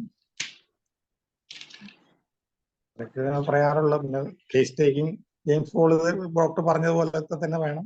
ഇത് ഞാനൊരു ആമുഖമായിട്ട് ഒന്ന് പറഞ്ഞത് മാത്രമേ. Okay, thank you. Thank you doctor. ഞാൻ സാധാരണ ചികിത്സിക്കാറുണ്ട്, കൂടുതലും നല്ല റിസൾട്ട് കിട്ടുന്നുണ്ട്. ഞാൻ സാധാരണ ഉപയോഗിക്കുന്ന മരുന്ന് ആദ്യം ഒരു സൾഫർ കൂട് 1 mg, സിഫിലിനം 1 mg ഒരു 2 ദിവസത്തിലൊരിക്കൽ കൊടുക്കാറുണ്ട്. പൾസാറ്റിൽ തൂജ, ആഴ്സൈഡ്, ഈ 3ലും തന്നെ ഏകദേശം നല്ലൊരു ശതമാനം കേസുകളും പോകുന്നുണ്ട്. പിന്നെ അതിനോടൊപ്പം നമ്മൾ ചില സ്ഥലങ്ങളിലൊക്കെ ചില ഈ ഫേസിലും ബാക്കിയുള്ളിടത്തൊക്കെ വരുമ്പോൾ തൂജ ഓയിൻമെൻറ്റ് കൊടുക്കാറുണ്ട്. പിന്നെ ഇതിൽ ഏറ്റവും പ്രശ്നം എന്താണെന്ന് വെച്ചാൽ കോഴി ഇറച്ചി കഴിച്ചാൽ ഇതെല്ലാം കുളമാവും. പലപ്പോഴും കണ്ടിട്ടുള്ളതാണ്. കോഴി ഇറച്ചിക്ക് സോറിയാസിസ് ഉള്ളവരുടെ പൊതുവേ പ്രശ്നമാണ്. നമ്മൾ ചിലപ്പോൾ ഒരു വർഷമൊക്കെ പലപ്പോൾ കുഴപ്പമില്ലാതിരിക്കുകയായിരിക്കും. അപ്പം ആയിരിക്കും ഒരു ദിവസം വെച്ച് ഒരു കീച്ചും അടുത്ത ദിവസം എല്ലാം കൂടെ ചൊറിഞ്ഞ് നടന്ന് എല്ലാം കൂടെ ഒക്കെ പൊട്ടിയൊക്കെ വരും. അടുത്ത കാലത്തൊക്കെ കുറച്ച് പേര് കിട്ടിയായിരുന്നു. എന്നാലും ഡോസേജ് വളരെ മൈന്യൂട്ട് ഡോസേജാണ് ഞാൻ കൊടുത്തിരുന്നാൽ നല്ല കുറയുന്നുണ്ട്. സോറിയാസിസ് പൊതുവെ ഞാൻ നോക്കിയിട്ട് എനിക്ക് അത്ര ബുദ്ധിമുട്ടായിട്ടുള്ളൊരു കേസായിട്ട് തോന്നിയിട്ടില്ല. പിന്നെ സാറ് പറഞ്ഞതുപോലെ 10 വർഷമൊന്നും ഇല്ലാതിരിക്കുന്നുള്ള ഒരു പരിപാടിയൊന്നും നടക്കത്തില്ല. ജെയിംസ് പോൾ സാർ പറഞ്ഞ പോലെ 10 വർഷം വരായിരുന്നു, അങ്ങനെയൊന്നുമല്ല. നമ്മുടെ മുമ്പിൽ വരും, മരുന്ന് കൊടുക്കും, മാറും. 2-3 പ്രാവശ്യം മരുന്ന് കൊടുത്തിരുമ്പോൾ അങ്ങ് മാറും. പിന്നെ ഒരു വർഷമൊക്കെ കഴിഞ്ഞിരുമ്പോഴായിരിക്കും പിന്നെ കാണുന്നത്. അങ്ങനെയൊക്കെ ഉണ്ട്. ആരെങ്കിലും ഭദ്രൻ ഡോക്ടർ ഇങ്ങനെ ഇടയ്ക്കൊന്ന് മുഖം കാണിച്ചു. ഡോക്ടർ അൺമ്യൂട്ട് ചെയ്ത് ഒന്ന് സംസാരിക്കാം സാറേ.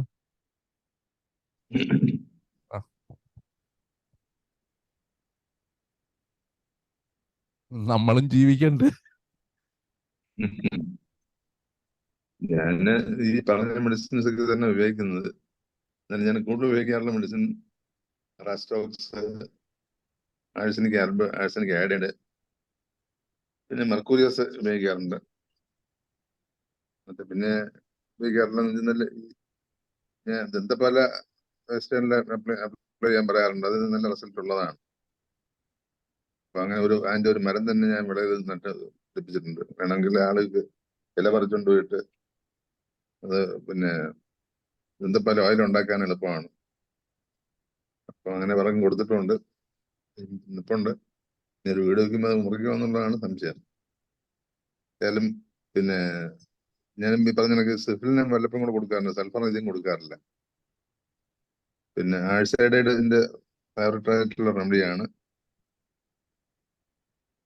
ആഴ്സനിക് ആൽബം കൊടുക്കാറുണ്ട്. അത് ഓരോ കേസിനും ഇൻഡിക്കേഷൻ ഉള്ളതുപോലെ അപൂർവമായിട്ട് മെസ്സേജും കൊടുത്തിട്ടുമുണ്ട്. അത് വളരെ അപൂർവമായിട്ടാണ് കൊടുക്കാറുള്ളത്. പിന്നെ തൂജ കൂടെ കൊടുക്കാറുള്ള ഇന്റർകൺ റെമഡി ആയിട്ട് കൊടുക്കാറുള്ള ഒരു മെഡിസിനാണ്. ഇത്രയൊക്കെയാണ് ഞാൻ കൂടുതലായിട്ട് കൊടുക്കാറില്ല. ബാക്കിയുള്ള ഒന്നും പിന്നെ അധികം ഉപയോഗിക്കാറില്ല. എന്നെ റയർ മെഡിസിൻസിലോട്ട് കൂടുതൽ പോകാറില്ല. പോളിക്രോസിലാണ് മിക്കവാറും നിൽക്കാറുള്ളത്.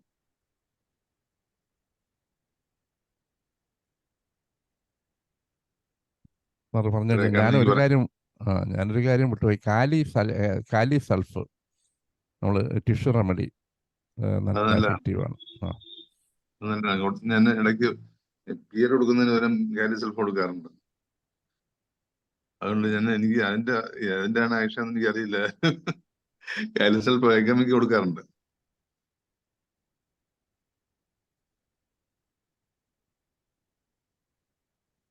പൊതുവെ എല്ലാവരും പറഞ്ഞ ഒരു കാര്യം ആഴ്സൈഡൈഡ്. എല്ലാവരും എനിക്ക് തോന്നുന്നു എല്ലാ ഡോക്ടേഴ്സും ഉപയോഗിക്കുന്ന ഒരു സംഗതി ആഴ്സൈഡൈഡ്. ശാന്തചന്ദ്രൻ ഡോക്ടർ ഹാൻഡ് റൈസ് ചെയ്തിട്ടുണ്ട്. മാഡം അൺമ്യൂട്ട് ചെയ്ത് സംസാരിച്ചോളൂ മാഡം. കേൾക്കാവോ? സംസാരിക്കട്ടെ? കേൾക്കാം സംസാരിക്കും. എനിക്കൊരു അനുഭവം ഉള്ളത് ഒരു ടീച്ചറാണ്. ഇൻഫെർട്ടിലിറ്റി ട്രീറ്റ്മെന്റിന് വന്നൊരു ടീച്ചറാണ്. അവർക്ക് ഇൻഫെർട്ടിലിറ്റി ഒക്കെ കറക്റ്റായി, ഒരു മോളായി. അത് കഴിഞ്ഞ് സിവിയർ ആയിട്ട് ഈ സോറിയാസിസ് വന്നു. ഞാൻ പല മെഡിസിൻ കൊടുത്ത ഒട്ടും ബെറ്റർ ആയില്ല. അവസാനം ഈ ഒറ്റപ്പാലത്ത് ഒരു ഗോകുൽദാസ് സ്വാമിജിയുണ്ട്, അവിടെ പോയി ഒരു 2-3 മാസം ട്രീറ്റ്മെന്റ് എടുത്തു കഴിഞ്ഞപ്പോഴത്തേക്ക് അവരുടെ എല്ലാം കംപ്ലീറ്റ് ക്ലിയർ ആയി വന്നു കഴിഞ്ഞ് വീണ്ടും ഒരു 3 മാസം കഴിയുമ്പോൾ വീണ്ടും വന്നു. അപ്പോഴത്തേക്കും ഞാൻ ഇവരുടെ പഴയ ഹിസ്റ്ററി ഒക്കെ വെച്ച് പഠിച്ച്, ഇപ്പൊ ഈ ഇൻഫെർട്ടിലിറ്റിക്ക് ട്രീറ്റ്മെന്റിന് വന്ന ഒരു 15 വർഷം മുമ്പാണ്. അപ്പൊ എന്താന്ന് വെച്ചാൽ ഇവരുടെ ഹസ്ബൻഡ് ഭയങ്കര ഡ്രഗ് ആൻഡ് ഡ്രിങ്ക്സ് അഡിക്റ്റായി. അതാണ് കാരണം. ഒരു ദിവസം ഇവര് വന്നത്, ഞാൻ ആത്മഹത്യ ചെയ്യാൻ പോവുക, എനിക്കിനി ജീവിക്കണ്ട, ഞാൻ രോഗിയായി, വീട്ടിലും പ്രശ്നം, ഡോക്ടർ ഇന്ന് കണ്ടിട്ട് പോവാന്ന് പറഞ്ഞ് വന്നായിരുന്നു. എന്നുവെച്ചാൽ വീണ്ടും രോഗം അവർക്ക് വന്നു. ഞാൻ അവർക്ക് കൊടുത്ത ഓറമെറ്റ് 10 കൊടുത്ത് 2 ഡോസ്. പിന്നെ അത് കഴിഞ്ഞ് അവരുടെ സ്കിന്നിങ്ങനെ ആനത്തൊലി പോലെ, പണ്ട് ജയറാം ഡോക്ടർ പറയുമായിരുന്നു, ആനത്തൊലി പോലെ ഉള്ളതിന് നമുക്ക് ഹൈഡ്രോകോട്ടൈൽ 3X നല്ല ആക്ഷൻ കിട്ടി, കംപ്ലീറ്റ് ആയിട്ട് മാറി. ഓറമെറ്റ് 10 കൊടുത്ത് 2 ഡോസ് കൊടുത്ത് ഹൈഡ്രോകോട്ടൈൽ 3X, തൈറോയിഡിനം 3X ആദ്യം കൊടുത്തു, പിന്നെ 30 കൊടുത്തു. കംപ്ലീറ്റ് ആയിട്ട് മാറിയത്. പിന്നെ എൻ്റെ ഹസ്ബൻഡിനെ വിളിച്ച്, ഞാൻ എന്തെങ്കിലും എൻ്റെ അടുത്ത് ഭയങ്കര ക്ലോസ് ആണ്, അതുകൊണ്ട് ഞാൻ ചീത്ത പറഞ്ഞാൽ അവർ കേൾക്കും. പിന്നെ ഇപ്പോഴും വരുന്നുണ്ട്. വീട്ടിലെ സാഹചര്യങ്ങളൊക്കെ മാറിയപ്പോൾ അവരുടെ രോഗവും കുറഞ്ഞു.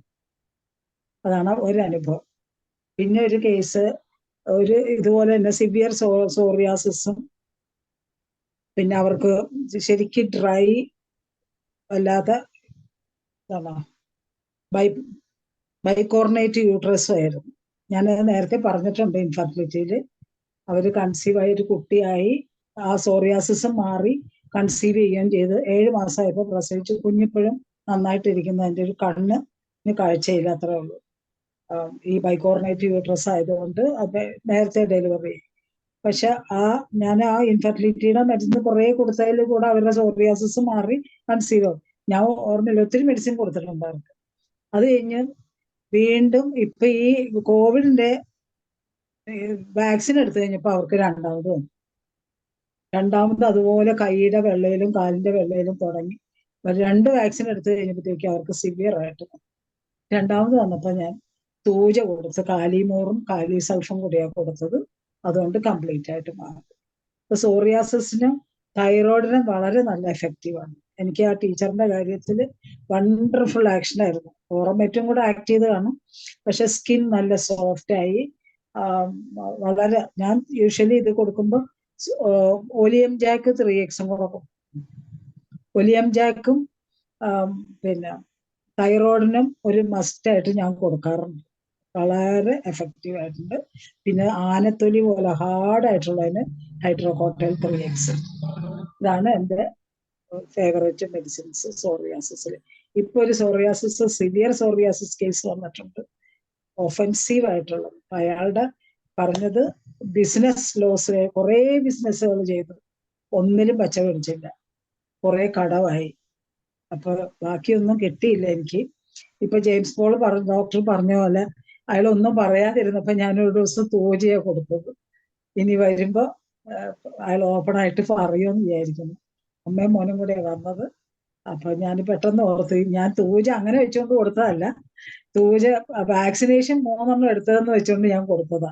പക്ഷെ നല്ലൊരു സിംറ്റം കിട്ടി ജെയിംസ് ഡോക്ടർ പറഞ്ഞു. അപ്പൊ അതുപോലെ ഏത് കേസിലാണെങ്കിലും എനിക്ക് തോന്നുന്നു ഓപ്പൺ ആവാത്തവർക്ക് തൂജ കൊടുക്കാതിരിക്കും എന്ന് വിചാരിക്കുന്നു ഡോക്ടറെ, ജെയിംസ് പോൾ ഡോക്ടറെ. Thank you. ഇത്രയേ ഉള്ളൂ എനിക്ക് പറയാൻ. Thank you.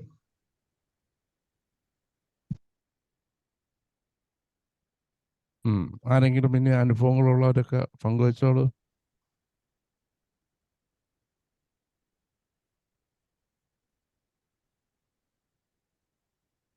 എല്ലാവരും കേൾവിക്കാരായിട്ടിരിക്കണം. ഭദ്രൻ ഡോക്ടർ പിന്നെ എന്തോ പറയാനായിട്ട് ഇങ്ങനെ ആയിരുന്നു. ഡോക്ടർ പറഞ്ഞോ ഡോക്ടർ.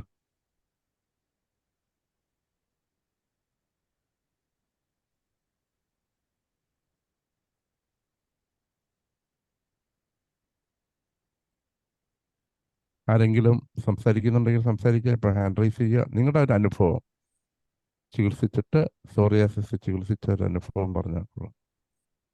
സോറിയാസിസ് നമ്മൾ ശ്രദ്ധിച്ചില്ലെങ്കിൽ പലരും പറ്റുന്ന കുഴപ്പമെന്ന് പറഞ്ഞാൽ ശ്രദ്ധിക്കാതെ വിടും.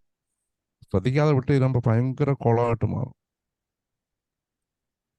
ഈ പലപ്പോഴും ഞാൻ ശ്രദ്ധിച്ചിട്ടുള്ള എൻ്റെ ഒരു കൂട്ടുകാരനുണ്ടായിരുന്നു, എൻ്റെ കൂടെ പഠിച്ചതാണ്.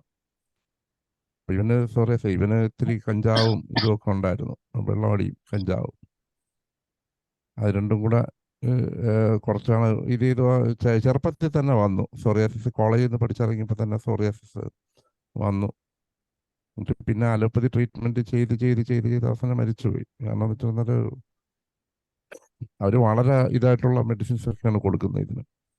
ഇത് ഈ സ്കിൻ പീൽ ചെയ്യുന്നതിനൊക്കെ അങ്ങനെയൊക്കെ അത് മാറാൻ വേണ്ടി അവർ ചില ഓയിൻമെൻറ്റ്സ് ഒക്കെ കൊടുക്കും.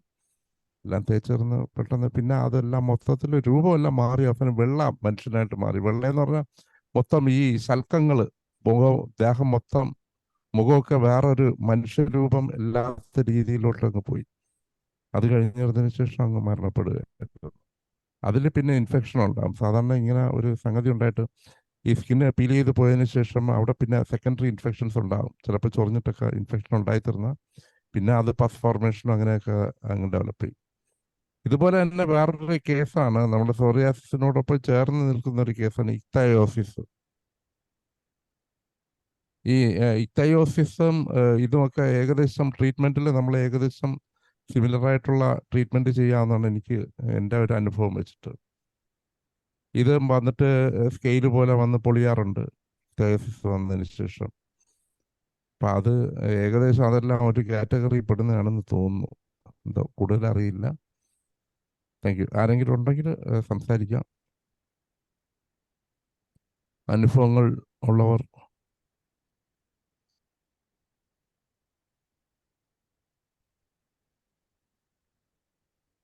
ഹാൻഡ് റൈസ് ചെയ്യുക.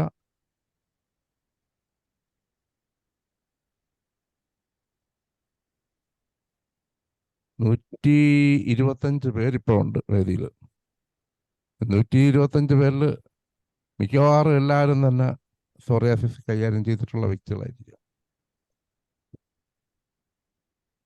എന്നിരുന്നാലും നിങ്ങളുടെ പരാജയമായിരുന്നാലും വിജയമായിരുന്നാലും അത് ഷെയർ ചെയ്യുക. പരാജയം നമുക്ക് പറഞ്ഞു തന്നാൽ നമുക്കറിയാം, പിന്നെ ആ വഴിക്ക് പോകണ്ടെന്ന്. എല്ലാവരും വിജയിക്കണമെന്നില്ല. നമ്മൾ ആദ്യകാലങ്ങളൊക്കെ നമുക്ക് ഭയങ്കര ബുദ്ധിമുട്ടായിരിക്കും ചില ഇങ്ങനെയുള്ള കേസുകളൊക്കെ.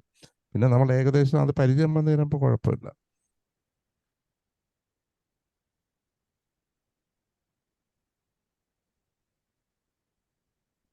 ആരെങ്കിലും ഉണ്ടോ?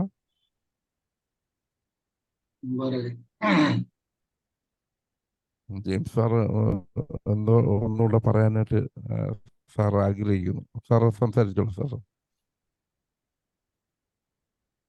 ആലുവയിൽ നിന്ന് 2 ഹസ്ബൻഡ് ആൻഡ് വൈഫ് 2 പേർക്കും സോറിയാസ്. അപ്പം 2 സൈസ്. ലേഡി ഭാര്യയ്ക്ക് ഈ 2 കാലും 2 മുട്ടും ചിരട്ട പോലെ വന്നിട്ട് അടങ്ങും. അത് വന്ന് കനം വെച്ച് ഏതാണ്ട് ഒരു 1/2 സെന്റിമീറ്ററോളം കനം ആയി കഴിയുമ്പോൾ അടങ്ങും. അപ്പൊ അവർക്ക് കുറച്ച് റിലാക്സ്. ഈ രീതിയിൽ ആവർത്തിച്ചുകൊണ്ടിരിക്കുകയാണ്. അത് പല മെഡിസിൻ പല സ്ഥലത്തും നമുക്ക് കഴിച്ചാണ് നമ്മൾ പഠിച്ചത്.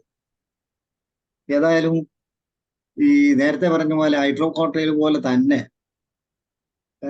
തിക്കായിട്ട് ഹാർഡ് സ്കിൻ ഫോം ചെയ്യുന്ന ഒന്നാണ് ആൾസാൽപ്പ്. മാത്രമല്ല അവർ ടിപ്പിക്കൽ ആൾസാൽപ്പ് തന്നെയായിരുന്നു. അവരുടെ വർഷിപ്പ്, അവരുടെ ഈ നീറ്റ്നെസ്, പിന്നെ അവരുടെ സെൽഫിഷ്നെസ്, ഇതെല്ലാം ഈ ആൾസാൽപ്പിലേക്ക് നയിക്കുന്നത്. ഞാൻ അവൾക്ക് സെലക്ട് ചെയ്ത ആൾസാൽപ്പായിരുന്നു. മരുന്ന് നിർത്തിയിട്ട് ഇപ്പൊ ഏതാണ്ട് 11 വർഷമായി. അവർക്ക് പ്രശ്നമില്ല, ഇതുവരെ റിലാപ്സ് ചെയ്തിട്ടില്ല. ഹസ്ബൻഡിനെ സംബന്ധിച്ചിടത്തോളം അദ്ദേഹം ആദ്യത്തെ കുറച്ച് ഇങ്ങനെ ഒരു റിലീഫ് കിട്ടി. പിറ്റേ വർഷം നോൻപും ഘോഷിച്ചു. നോൻപ് ഘോഷിച്ചതോടുകൂടി ഇത് വഷളായി. അങ്ങനെ വീണ്ടും വന്നു. അപ്പൊ ഇദ്ദേഹത്തോട് കുറച്ച് കാര്യമായിട്ടൊക്കെ പറഞ്ഞു, കൗൺസിലിംഗ് പോലൊക്കെ പറഞ്ഞ് എല്ലാം യെസ് യെസ് യെസ് പറഞ്ഞു പോയി. പിന്നെ പറഞ്ഞ്, എന്റെ സാറേ എനിക്ക് ഇച്ചിരി ഉളുമ്പില്ലെങ്കിൽ ചോറിറങ്ങിയാലും നടത്തും. മത്സ്യത്തിന്റെ ചാറെങ്കിലും മതിയല്ലേ മത്സ്യം കണ്ടാവും, അല്ലാതെ ചോറ് പോവുകയാണ്. അതിന് ചോറ് തിന്നണ്ട് വേറെ എന്തെങ്കിലും തിന്നാൻ പോയി. അത് ചെങ്ങനെ നമ്മൾ മലയാളികളല്ലേ ചോറ് തിന്നാൻ ശരിയാകും. ഏതായാലും അദ്ദേഹം ഇന്നും ഒരു 6 മാസം 1 വർഷം കൂടും വരും. ഞാൻ കാലിബ്രവും ഓരോ ഡോസും ഇന്ന് വരെ മാറിയിട്ടില്ല ഹസ്ബൻഡിന്റെ. അദ്ദേഹത്തിന്റെ ശരീരം മുഴുവൻ ഇങ്ങനെ കുഞ്ഞുകാശ് വട്ടത്തിലുള്ള ടിപ്പിക്കൽ സോറിയാസ്. അതാണ് ഒരു കേസ്. പിന്നെ ഒരു കേസ് ഞാൻ ഇവിടെ പറഞ്ഞിട്ടുള്ളതെന്ന് തോന്നുന്നു. അത് ഒരു ആയുർവേദ മെഡിക്കൽ കോളേജിൽ അഡ്മിറ്റായി. തുടങ്ങിയിട്ട് കുറെ വർഷങ്ങളായി. ലാസ്റ്റ് ആരോ പറഞ്ഞു ഇങ്ങനെ ആയുർവേദ ചികിത്സ നല്ലതാണ്. ആയുർവേദ കോളേജിൽ അഡ്മിറ്റ്. അവിടെ വെച്ച് ഇതങ്ങ് വഷളായി കഴിഞ്ഞപ്പോൾ അവർ റെഫറൻസ് ലെറ്റർ കൊടുത്തിട്ട് ഒരു മോഡേൺ മെഡിസിൻ മെഡിക്കൽ കോളേജിലേക്ക്. അദ്ദേഹം പോയില്ല, വേറെ സ്കിൻ സ്പെഷ്യലിസ്റ്റിന്റെ ഹസ്ബൻഡ് ആൻഡ് വൈഫാ പോയത്. അവിടെ ചെന്ന് കഴിഞ്ഞപ്പോൾ അദ്ദേഹം ഇരിക്കാൻ പോലും സമ്മതിച്ചില്ല. അതിന്റെ കാരണം ഇദ്ദേഹത്തിന്റെ ശരീരത്തിന് തോൽ ഇങ്ങനെ പുഴു പോലെ ചുരുണ്ടിക്കൊണ്ട് വന്ന് അടന്നു പോകും. ആ രീതിയിലായിരുന്നു. ആ ഡോക്ടർ മരുന്ന് പോലും കൊടുക്കാതെ നേരെ വിട്ടു, നിങ്ങൾ മെഡിക്കൽ കോളേജിൽ തന്നെ പോകണം പറയും. അങ്ങനെ അയാള് വേറൊരു അടുത്തുള്ളൊരു ഹോമിയോ ഡോക്ടറെ കണ്ടു. അതുമായിട്ട് കൺസൾട്ട് ചെയ്ത് അദ്ദേഹം എന്തോ മരുന്ന് കൊടുത്തു. പക്ഷെ സംഗതി വീണ്ടും വഷളായി, വെള്ളം ഒലിക്കാൻ തുടങ്ങി. അദ്ദേഹമാണ് എൻ്റെ അടുത്തേക്ക് പറഞ്ഞു, 20 മിനിറ്റ് അവിടെ ഇരുന്നുള്ളു. ഏതാണ്ട് ഒരു 50 ഗ്രാം തോൽ അവിടെ നിന്ന് വൈഫ് അടിച്ചു മാറ്റി സ്ഥലം ക്ലിയർ ആക്കി. 20 മിനിറ്റ് കൊണ്ട്. അതുപോലെയാണ് ഇങ്ങനെ ഷെഡ് ചെയ്തുകൊണ്ടിരുന്നത്. അതോടുകൂടി ഇദ്ദേഹത്തിന് ആർത്രൈറ്റിസ് ഉണ്ടായിരുന്നു. നടക്കാൻ വളരെ ബുദ്ധിമുട്ടായിരുന്നു. മോളിൽ കയറിയില്ല. ക്ലിനിക്ക് പിന്നെ മുകളിലാണ്. താഴെ അദ്ദേഹം ഇരുന്ന് ഞാൻ പോയി കാണുകയാണ് ചെയ്തു. ആ ഇരുന്ന സ്ഥലത്താണ് 20 മിനിറ്റ് കൊണ്ട് ഇത്രയും സ്കിന്ന് അടർന്നത്. അതിന്റെ അദ്ദേഹത്തിന്റെ ഒരു ടെസ്റ്റിമോണി കാണിക്കാമെന്ന് വിചാരിക്കുന്നു. ഇപ്പൊ കാണാമോ? കാണാം സാർ. അതിനെ ചികിത്സിക്കാൻ വേണ്ടിയിട്ട് ആയുർവേദിക് മരുന്ന് ഒരു സ്ഥലം കഴിഞ്ഞപ്പോ അവിടുന്ന് ബാധിക്കുന്നുണ്ടായി. തുടർന്ന് അതേപോലെ എത്തപ്പോ അതേ ബാങ്ക് കൊടുക്കാൻ തന്നെ പറഞ്ഞിട്ടുണ്ടായി. കോട്ടയത്തിന്റെ ഒരു പരിചയമുണ്ടായ ഡോക്ടർ ഹോമിയോ ഡോക്ടറെ തന്നെ അദ്ദേഹം എന്നെ ഗവൺമെന്റ് അടുത്തേക്ക് പറഞ്ഞിട്ടത് ഇവിടെ മരുന്ന് കഴിച്ചു വരുമ്പോൾ എന്റെ അസുഖങ്ങളെ ഒരു നല്ല അസുഖം മാറ്റം വന്നിട്ടുണ്ട്. വളരെ അധികം മാറ്റം വന്നിട്ടുണ്ട്. ഒരു ദിവസം വന്നിട്ട് എനിക്ക് നടക്കാൻ കോട്ടയിലൊക്കെ യാതൊരു ഞാൻ നടന്നത്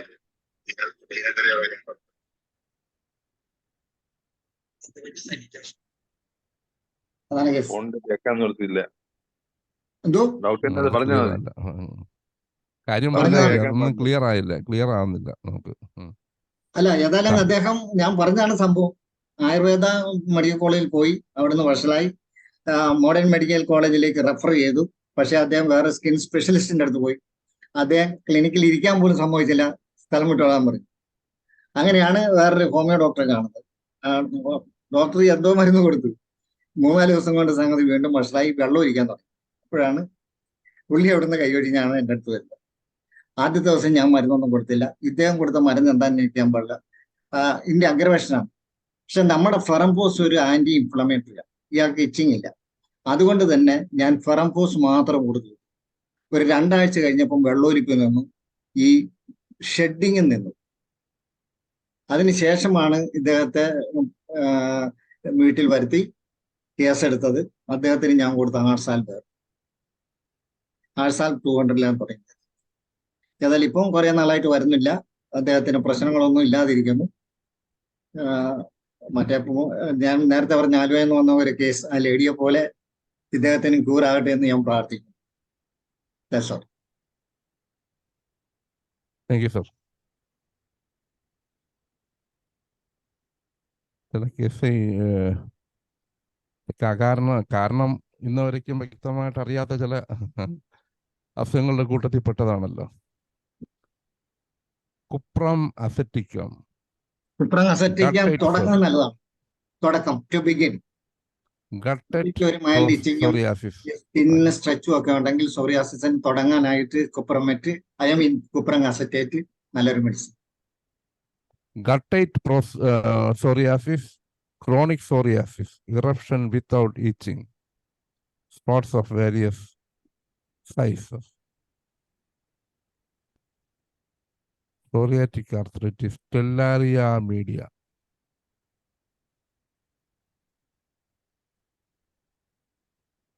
ഇനി ആരെങ്കിലും ഉണ്ടെങ്കിൽ ഹാൻഡ് റൈസ് ചെയ്യുക.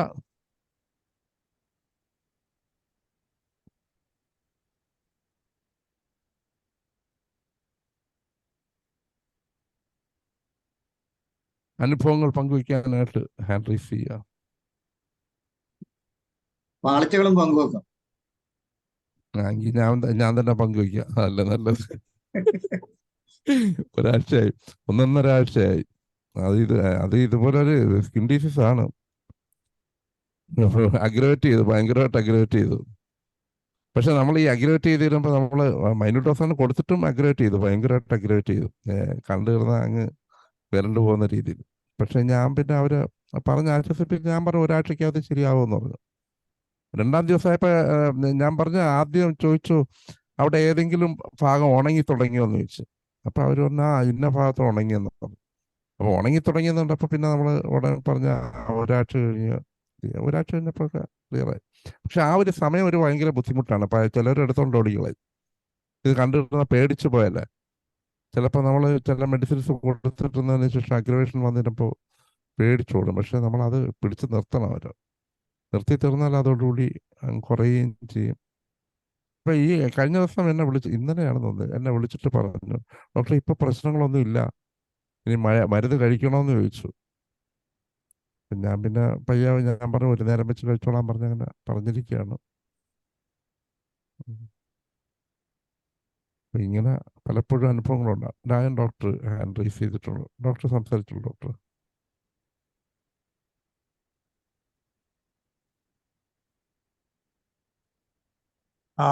ഒരു കാര്യം കൂടി വിട്ടുപോയി. നമ്മള് ഭക്ഷണത്തിനോടൊപ്പം തന്നെ ഡ്രസ്സിന്റെ കാര്യത്തിൽ കഴിഞ്ഞ സിന്തറ്റിക് ഡ്രസ് ഒഴിവാക്കാൻ പറയും. സിന്തറ്റിക് ഡ്രസ് കഴിയുന്നതും അവരോട് നമുക്ക് ഉപദേശിക്കാവുന്നതാണ്.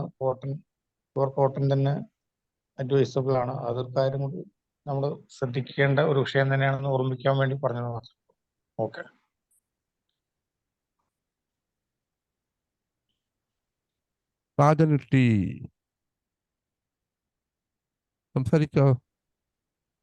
സംസാരിക്കാൻ വേണ്ടിയാണോ? വീഡിയോ ഓൺ ചെയ്തിട്ടുണ്ട്.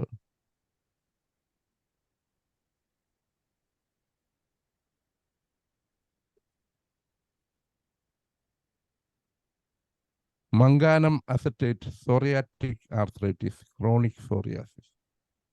മംഗാനം അസറ്റേറ്റിനെ കുറിച്ച് സംസാരിച്ചോളൂ.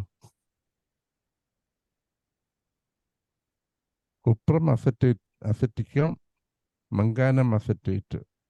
അപ്പോഴൊരു അസറ്റിക്കും ഇതുമായിട്ട് ഒരു കണക്ഷൻ ഉണ്ടോ?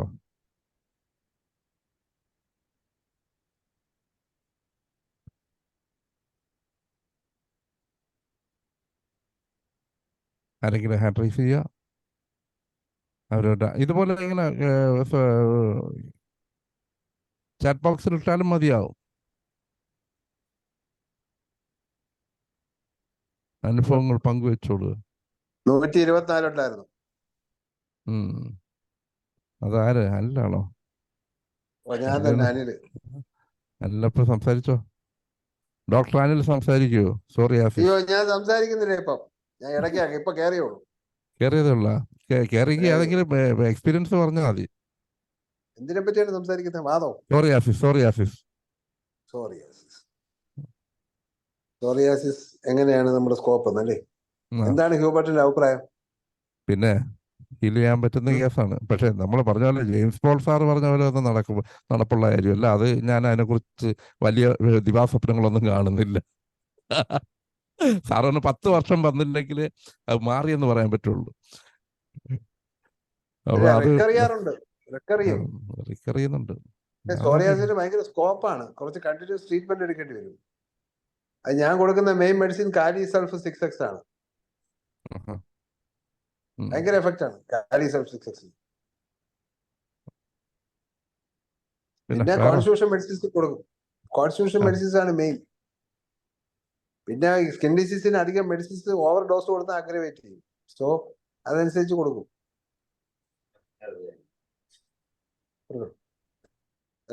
എന്റെ കൂടെ ഒരാൾ കൂടെ ഉണ്ട് കേട്ടോ, ഞാൻ കൊടുക്കാം. നമ്മുടെ വൈസ് പ്രസിഡന്റ്. സോറിയാസിസ് ഞാൻ യാത്രയിലായിരുന്നു. ഞാനിപ്പോ ട്രിവാൻഡ്രത്ത് എത്തിയുള്ളൂ. അപ്പോ സോറിയാസിസ് ഞാൻ കുറെ പേഷ്യൻസിന് എൻ്റെ ഇതിന്റെ നമ്മുടെ MD തേസിസ് സോറിയാസിസ് ആയിരുന്നു. അപ്പൊ ഞാൻ കുറെ സോറിയാസിസ് പേഷ്യൻസിനെ ട്രീറ്റ് ചെയ്തിട്ടുണ്ട്.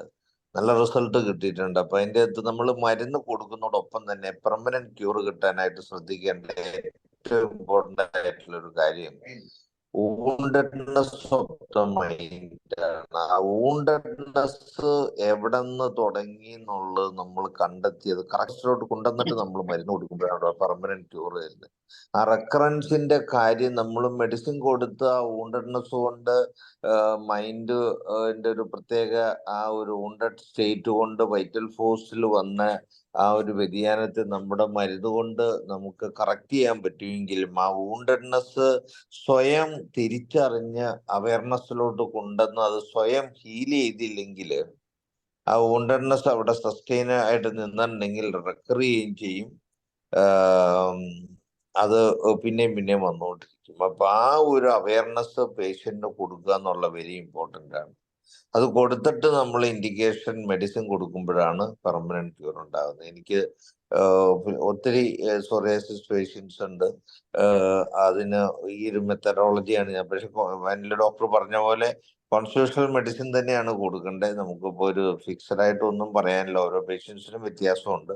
പക്ഷെ മെഡിസിൻ കൊടുത്താൽ കുറയും, പിന്നെ റിക്കർ ചെയ്യും. ആ റിക്കർ ചെയ്യുന്നതിന്റെ കാര്യം ആ വൂണ്ടഡ്നെസ് ഐഡന്റിഫൈ ചെയ്ത് റെക്ടിഫൈ ചെയ്തില്ല എന്നുള്ളതാണ്. അപ്പൊ ഞാൻ സോറിയാസിന്റെ കോസായിട്ട് പറയുന്നത് തന്നെ വൂണ്ടഡ്നെസ് ഓഫ് ദ മൈൻഡ് ആണ്. അത് നമ്മൾ ഡിസ്കവർ ചെയ്യാനും അവരുടെ അവയർനെസ്സിലോട്ട് കൊണ്ടുവന്ന് അതിനെ ഹീൽ ചെയ്യാനും നമുക്ക് പറ്റണം. എന്നിട്ട് മരുന്ന് കൊടുക്കുമ്പോഴാണ് റെക്കറൻസ് ഇല്ലാതാവുള്ളൂ എന്നുള്ളതാണ് എനിക്ക് പറയാനുള്ള most important information other than giving the constitutional medicines. Thank you doctor. Okay. ഏതായിരുന്നാലും വൂണ്ടഡ്നെസ് മെന്റൽ ഹീലിംഗ് ആവശ്യമാണെന്നാണ് ഡോക്ടർ പറഞ്ഞത്.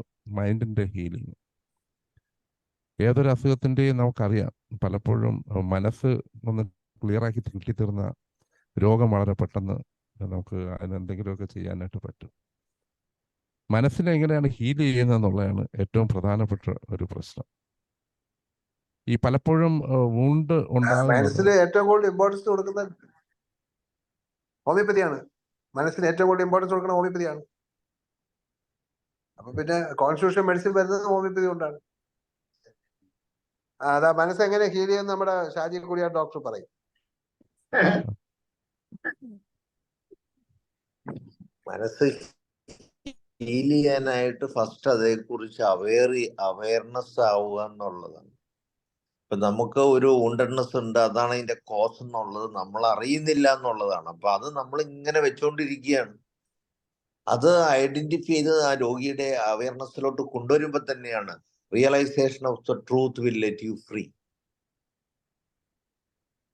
അത് വലിയ ഇമ്പോർട്ടൻ്റ് ആയിട്ടുള്ള ഒരു ഗ്രേറ്റ് ട്രൂത്ത് ആണ്, ഒരു സത്യമാണ്. സത്യം നമ്മളെ സ്വതന്ത്രരാകും. അപ്പൊ ഇതിങ്ങനെ നമുക്ക് നിസ്സാരമായിട്ടുള്ള കാര്യമാണത്, പക്ഷെ നമ്മളത് ചെയ്യുന്നില്ല എന്നുള്ളതാണ്. അപ്പൊ ഹനുമാൻ പറഞ്ഞിരിക്കുന്ന കാര്യമാണ് the fundamental causes should be rectified before giving medicine. ആ മെയിൻറ്റെയിനിങ് കോസ് സസ്റ്റെയിൻ ചെയ്യാൻ പറ്റത്തില്ല. മെയിൻറ്റെയിനിങ് കോസ് വൂണ്ടഡ്നെസ് ആണെങ്കിൽ ആ വൂണ്ടഡ്നെസ് പേഷ്യൻസിന്റെ അവയർനെസ്സിലോട്ട് അറിഞ്ഞ് അത് റിവേഴ്സ് ചെയ്യണം. അത് അവയർനെസ്സിലോട്ട് കൊണ്ടുവരുമ്പോ തന്നെ ആ പേഷ്യന്റ് അത് മനസ്സിലായി അത് ഇനി അത് റിപ്പീറ്റ് ചെയ്യാതെ ഒരു സ്റ്റാൻഡ് എടുക്കാൻ പറ്റും. അപ്പൊ അത് ഓരോ സിറ്റുവേഷൻ അനുസരിച്ചാണ്. അതിപ്പോ ഞാൻ ഏതെങ്കിലും ഒരു പേഷ്യന്റിനെ സാമ്പിളായിട്ട് ഞാനിപ്പോ പെട്ടെന്ന് ഇൻസിഡന്റലായിട്ട് വന്നുകൊണ്ട് എനിക്കത് പോയിന്റ് ഔട്ട് ചെയ്യാൻ പറ്റുന്നില്ല. ഇൻസിഡന്റലായിട്ട് എല്ലാ ക്രോണിക് ഡിസീസും അങ്ങനെ തന്നെയാണ്. ഇപ്പൊ സോറിയാസിസ് മാത്രമല്ല, എല്ലാ ക്രോണിക് ഡിസീസും നമ്മൾ ഡൈനാമിക് സയന്റിഫിക് അപ്രോച്ച് എന്ന് പറഞ്ഞ് ഞാൻ homoeopathic medicine based and dynamic science guided ആയിട്ടുള്ള ഡൈനാമിക് സയന്റിഫിക് അപ്രോച്ച് എന്ന് പറഞ്ഞ് ഞാൻ ഇൻട്രൊഡ്യൂസ് ചെയ്യുന്ന DSA മെത്തഡോളജി ഓഫ് ട്രീറ്റ്മെന്റ് എന്ന് പറഞ്ഞ് ഇതാണ് ചെയ്യുന്നത്. ഓരോ പേഷ്യൻസിന്റെയും അവയർനെസ്സിലോട്ട് അതിന്റെ real causes from the mental emotional plane കൊണ്ടുവന്ന് അത് എങ്ങനെ വന്നു, എങ്ങനെ ഡാമേജ് ഉണ്ടാക്കി എന്നുള്ള സയന്റിഫിക് നോളജ് അവർക്ക് കൊടുത്ത് അതിൽ നിന്ന് അവർ മുക്തി പ്രാപിപ്പിക്കുക. ആ ഒരു തോട്ട് പ്രോസസ്സ് അവരിൽ ഉണ്ടാക്കിയ ഡാമേജ് മെഡിസിനും കൊണ്ട് കറക്റ്റ് ചെയ്യുക. പിന്നെ ട്യൂമറൊക്കെയാണ്, ക്യാൻസർ ഒക്കെ ആണെങ്കിൽ ആ ട്യൂമർ നമ്മൾ സർജിക്കലി റിമൂവ് ചെയ്യുകയും ചെയ്യണം. Second stage onwards in cancer. ട്യൂമറിന്റെ സൈസ് കൂടുതലാണ്. ചെറിയ ട്യൂമറൊക്കെ ആണെങ്കിൽ ബോഡി വിൽ ഓട്ടോമാറ്റിക്കലി ഡിസ്ട്രോയിഡ്. വലിയ ട്യൂമർ ആണെങ്കിൽ നമ്മൾ അതിനെ സെൽഫ് ഹീലിങ്ങിന് വിട്ടിട്ടുണ്ടെങ്കിൽ അത് അൾസറേഷൻസ് ഫോം ചെയ്ത് it will take long years to heal. പിന്നെ മാത്രമല്ല ചിലപ്പോൾ അത് നെവർ ഹീലിംഗ് വൂണ്ടായിട്ടൊക്കെ അങ്ങനെ കിടക്കുകയും ചെയ്യും. അത് ഒത്തിരി ബുദ്ധിമുട്ടുണ്ടാക്കും. ഇപ്പൊ സർജിക്കലി അത് റിമൂവ് ചെയ്ത് കഴിഞ്ഞ് പിന്നെ ആ റൂട്ട് കോസ് ഐഡന്റിഫൈ ചെയ്ത് റെക്ടിഫൈയും ചെയ്ത് കഴിഞ്ഞിട്ടുണ്ടെങ്കിൽ പിന്നെ നമ്മുടെ മെഡിസിനും കൊണ്ട് വൈറ്റൽ ഫോഴ്സ് ലെവലിൽ ആ വൂണ്ടഡ് അല്ലെങ്കിൽ ആ നെഗറ്റിവിറ്റി വരുത്തിയ ഡാമേജ് കറക്റ്റ് ആവാം. That will create the lead to the complete cure. അപ്പൊ ആ മെന്റൽ ഹീലിംഗ് നടക്കാനായിട്ട് ഫസ്റ്റ് ചെയ്യേണ്ടത് നമ്മൾ എന്താണ് ഇതിന്റെ കോസ് എന്നുള്ളതിനെ കുറിച്ച് അവെയർ ആകുക എന്നുള്ളതാണ്. The truth will let us free. അത് കുറച്ച് കേസുകളൊന്ന് എങ്ങനെ ഡീൽ ചെയ്യണമെന്നൊന്ന് കണ്ട് പഠിച്ചു കഴിയുമ്പോൾ നമുക്ക് മനസ്സിലാവും. അതപ്പോ ഏതെങ്കിലും ഒരു കേസ് എക്സാമ്പിൾ ആയിട്ട് എടുത്ത് പറഞ്ഞാലാണ് അത് പറ്റുള്ളൂ. അത് ഏതെങ്കിലും കേസ് വരുമ്പോൾ അത് ഒന്ന് ഡെമോൺസ്ട്രേറ്റ് ചെയ്ത് കഴിയുമ്പോൾ അത് മനസ്സിലാവും. അത് ഇനി ഏതെങ്കിലും ദിവസങ്ങളിൽ പറയാം. അപ്പൊ അതിന്റെ ബേസിക് പ്രോസസ്സ് ഞാൻ ഇത് പറഞ്ഞു എന്ന് മാത്രം. ഇപ്പൊ അടുത്തിടെ ഞാനിപ്പോ സംസാരിച്ചു വെച്ച ഒരു ലുക്കീമിയ പേഷ്യന്റ് ഉണ്ട്. ആ പേഷ്യന്റിന് ലുക്കീമിയ കുറെ വർഷങ്ങളായിട്ടുണ്ടായിരുന്നതാണ്. അതിന്റെ ഒരു കോസ് എന്ന് വെച്ചിട്ടുണ്ടെങ്കിൽ അപ്പൊ അവരുടെ ഭർത്താവുമായിട്ട് ഉള്ള ഒരു പ്രശ്നമാണ്, കോൺഫ്ലിക്റ്റ് ആണ്. അപ്പൊ ഒരു ബേണിംഗ് സ്റ്റേറ്റ് ഓഫ് മൈൻഡ് ആയിരുന്നു. കാരണം ഭർത്താവിന്റെ ബ്രദറും ഭർത്താവൊക്കെ അങ്ങോട്ട് ബിസിനസ് ആയിരുന്നു. ഭർത്താവ് ഭയങ്കര സെയിൽസ്മാനാ. He has potential to sell the product. അപ്പൊ ബിസിനസ് മൊത്തം ഫൈനാൻഷ്യൽ ഗെയിൻ ഉണ്ടാക്കുന്ന ഈ പേഷ്യന്റെ ഹസ്ബൻഡാണ്.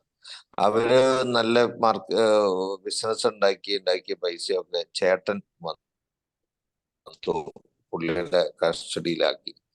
ഇവർക്ക് പെട്ടെന്ന് അവിടെ നിന്ന് മാറേണ്ട വന്നു. പുള്ളിയാണെങ്കിൽ ഭയങ്കര ജനറസ് ആണ്, ഓവർ കോൺഫിഡന്റ് ആണ്. പുള്ളി എല്ലാ ഉത്തരവാദിത്വം ഏറ്റെടുത്തുകൊണ്ട് പുള്ളി ഇങ്ങോട്ട് മാറി. അത് കഴിഞ്ഞിട്ട് പിന്നെ പുള്ളിക്ക് പിടിച്ചു നിൽക്കാൻ സാമ്പത്തികമായിട്ട് പറ്റാണ്ടായി. ആ ഫ്രസ്ട്രേഷൻ മൊത്തം പുള്ളി വെള്ളം അടിക്കാൻ തുടങ്ങി. വെള്ളം അടിച്ച് ഭാര്യനെ ഉപദ്രവിക്കാൻ തുടങ്ങി. ഭാര്യയ്ക്കിട്ട് നിരന്തര ആക്രമണമായി. ഒരു നിവൃത്തിയില്ലാണ്ടായി. അവർക്ക് വളരെ നല്ല രീതിയിൽ പോയിക്കൊണ്ടിരുന്ന കുടുംബം വളരെ ബുദ്ധിമുട്ടിലോട്ട് മാറി. എല്ലാ ദിവസവും വെള്ളമടിയും അക്രമമായിട്ട് കുറെ നാളുകൾ ജീവിച്ചു. അപ്പൊ അവര് തീ തിന്നുന്ന ഒരു മാനസികാവസ്ഥയിൽ ജീവിച്ചു എന്നുള്ളതാണ്. ഇപ്പൊ ലുക്കീമിയ, ബ്ലഡ് ക്യാൻസർ ഡെവലപ്പ് ചെയ്യുന്നതിന്റെ ഫണ്ടമെന്റൽ കോസ് ആയിട്ട് പറയുന്നത് ബേണിംഗ് സ്റ്റേറ്റ് ഓഫ് മൈൻഡ് ആണ്. അങ്ങനെ തീ തിന്നുന്ന മനസ്സുമായിട്ട് അവർ ജീവിച്ചു. അപ്പൊ ഒത്തിരി ഹോമിയോ മെഡിസിൻ ഉൾപ്പെടെ ഒത്തിരി പേര് കഴിച്ചു മരുന്ന്. പക്ഷെ ഈ ബ്ലഡ് ട്രാൻസ്ഫ്യൂഷൻ നടത്തുന്നത് ഒരിക്കലും കുറയാൻ പറ്റിയില്ല. നമ്മൾ കേസ് അനലൈസ് ചെയ്ത് കഴിഞ്ഞപ്പോഴും എവിടെ നിന്ന് തുടങ്ങി എന്ത് തുടങ്ങി എന്നുള്ളതൊക്കെ നമ്മൾ അനലൈസ് ചെയ്ത് വന്നപ്പോഴാണ് അതിന്റെ ഒറിജിൻ നമുക്ക് ഐഡന്റിഫൈ ചെയ്യാൻ പറ്റിയത്. അത് അവരുടെ അവയർനെസ്സിലോട്ട് കൊണ്ടുവന്നു. ഹസ്ബൻഡ് സഹിതം വന്ന് നമ്മൾ കൗൺസിലിംഗ് നടത്തി. അപ്പൊ അതിന്റെ അത് തുടങ്ങിയതും അതിന്റെ കാരണം എല്ലാം ഹസ്ബൻഡിനും മനസ്സിലായി. അപ്പോ പുള്ളി അത് അംഗീകരിക്കാൻ റെഡിയായി എന്നുള്ളതാണ് ആ കുടുംബത്തിന്റെ ഏറ്റവും വലിയ ഭാഗ്യമായിട്ടിരുന്നത്. അതിനൊരു ദൈവനിമിത്താണെന്ന് ഞാൻ പറയും. അപ്പൊ നമ്മുടെ അടുത്ത് വരികയും ഐഡന്റിഫൈ ചെയ്യുകയും ആ പുള്ളിയുടെ മിസ്റ്റേക്ക് പുള്ളി ഐഡന്റിഫൈ ചെയ്താൻ റെഡിയായി, കറക്റ്റ് ചെയ്യാനും റെഡിയായി. ഒരു ദൈവനിയോഗം പോലെ വരുന്നതാണ് ആ ഒരു സമയമാകുമ്പോൾ. അപ്പൊ അത് വന്ന് കറക്റ്റായി കഴിഞ്ഞപ്പോ നമ്മുടെ ട്രീറ്റ്മെന്റ് തുടങ്ങി 1 മാസത്തിനകം അവരുടെ സൈൻസ് ആൻഡ് സിംറ്റംസ് എല്ലാം മാറി. She become perfectly okay. But ഈ ഹിമോഗ്ലോബിൻ കുറഞ്ഞിരുന്നത് ഇപ്പോ ഒരു മാസം മുമ്പ്, അതായത് 6 മാസം കഴിഞ്ഞാണ് അതുവരെ അവരുടെ ഹിമോഗ്ലോബിൻ എവരി മന്ത് റീപ്ലേസ് ചെയ്യണമായിരുന്നു, ബ്ലഡ് ട്രാൻസ്ഫ്യൂഷൻ നടത്തണമായിരുന്നു. ഇപ്പോ 1 മാസമായിട്ട് അതും റിവേഴ്സ് ചെയ്തു വരുന്നു 6 മാസം കഴിഞ്ഞപ്പോഴത്തേക്ക്. അപ്പൊ അത് ഒരു എക്സാമ്പിൾ ഞാൻ പറഞ്ഞു മാത്രമേ ഉള്ളൂ. മൈൻഡ് അതിന്റെ ഒരു എക്സാമ്പിൾ. അപ്പൊ ഓരോ കേസ് വരുമ്പോഴും അതിന്റെ വ്യത്യാസമുണ്ട്. ആ കേസ് നടത്താം. അതാണ്. Thank you sir. Thank you. അങ്ങനെ ഇന്നത്തെ ദിവസം 1141 ദിവസം ഏതായാലും വളരെ നല്ല രീതിയിൽ എല്ലാം ക്ലാസ് അവസാനിച്ചു. എല്ലാവർക്കും നന്ദി. എല്ലാവർക്കും ശുഭരാത്രി നേരുന്നു. Thank you all. ബൈ.